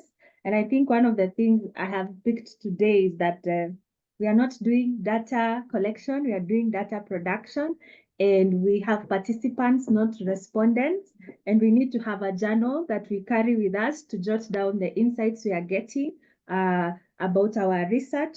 We need to know that writing is a skill, and we need to weave voices, the indirect, the direct, and our own voices. And shadowing is a great way for us to start to learn how to write in this way that will be engaging and that will have impactful writing. And also that we need to see the things that can make our work easier. I think we mentioned Mendeley, we mentioned Zotero, and even the directory of open access journals.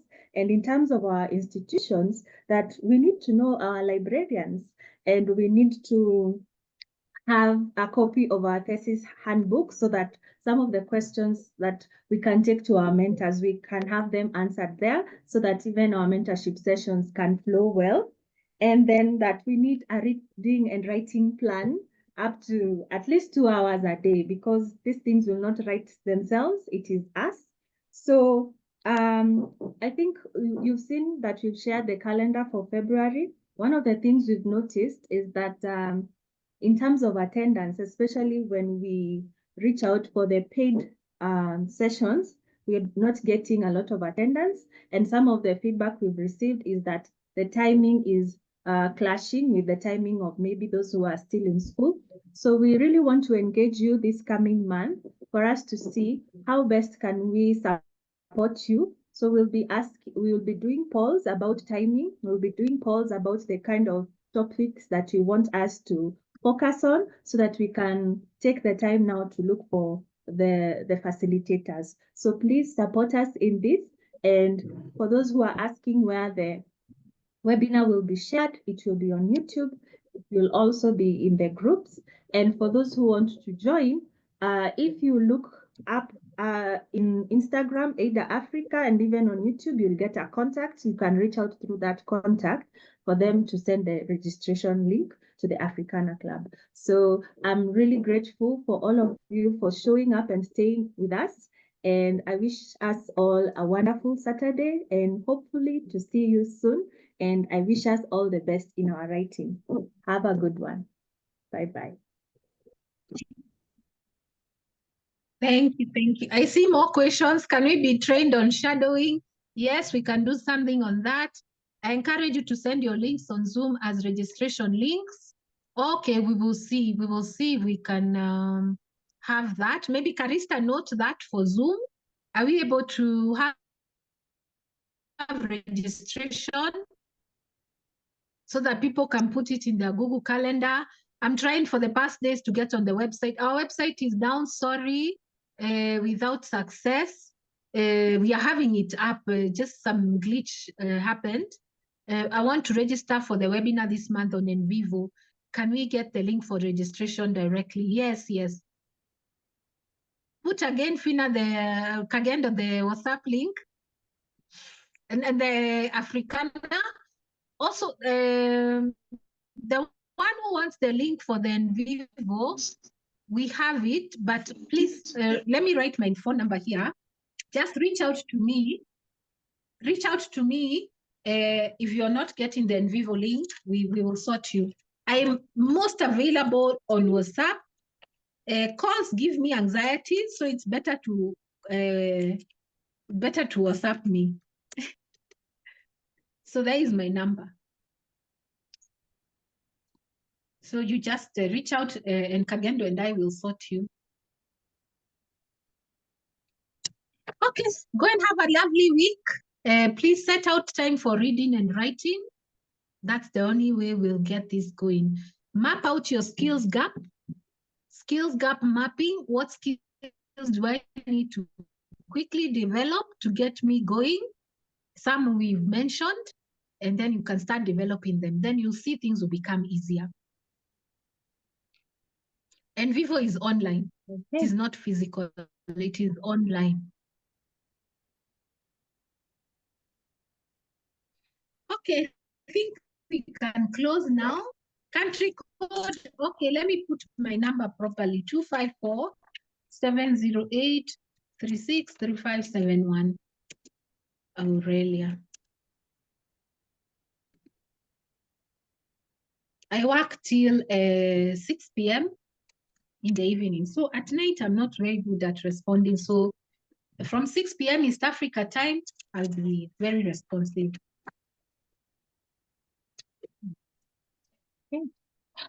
Okay. Thank you, Aurelia. Yeah, I think Thank you, Carissa, you can everyone. close. Okay. Yes. All right. What is We are still 47. Okay, now let's close.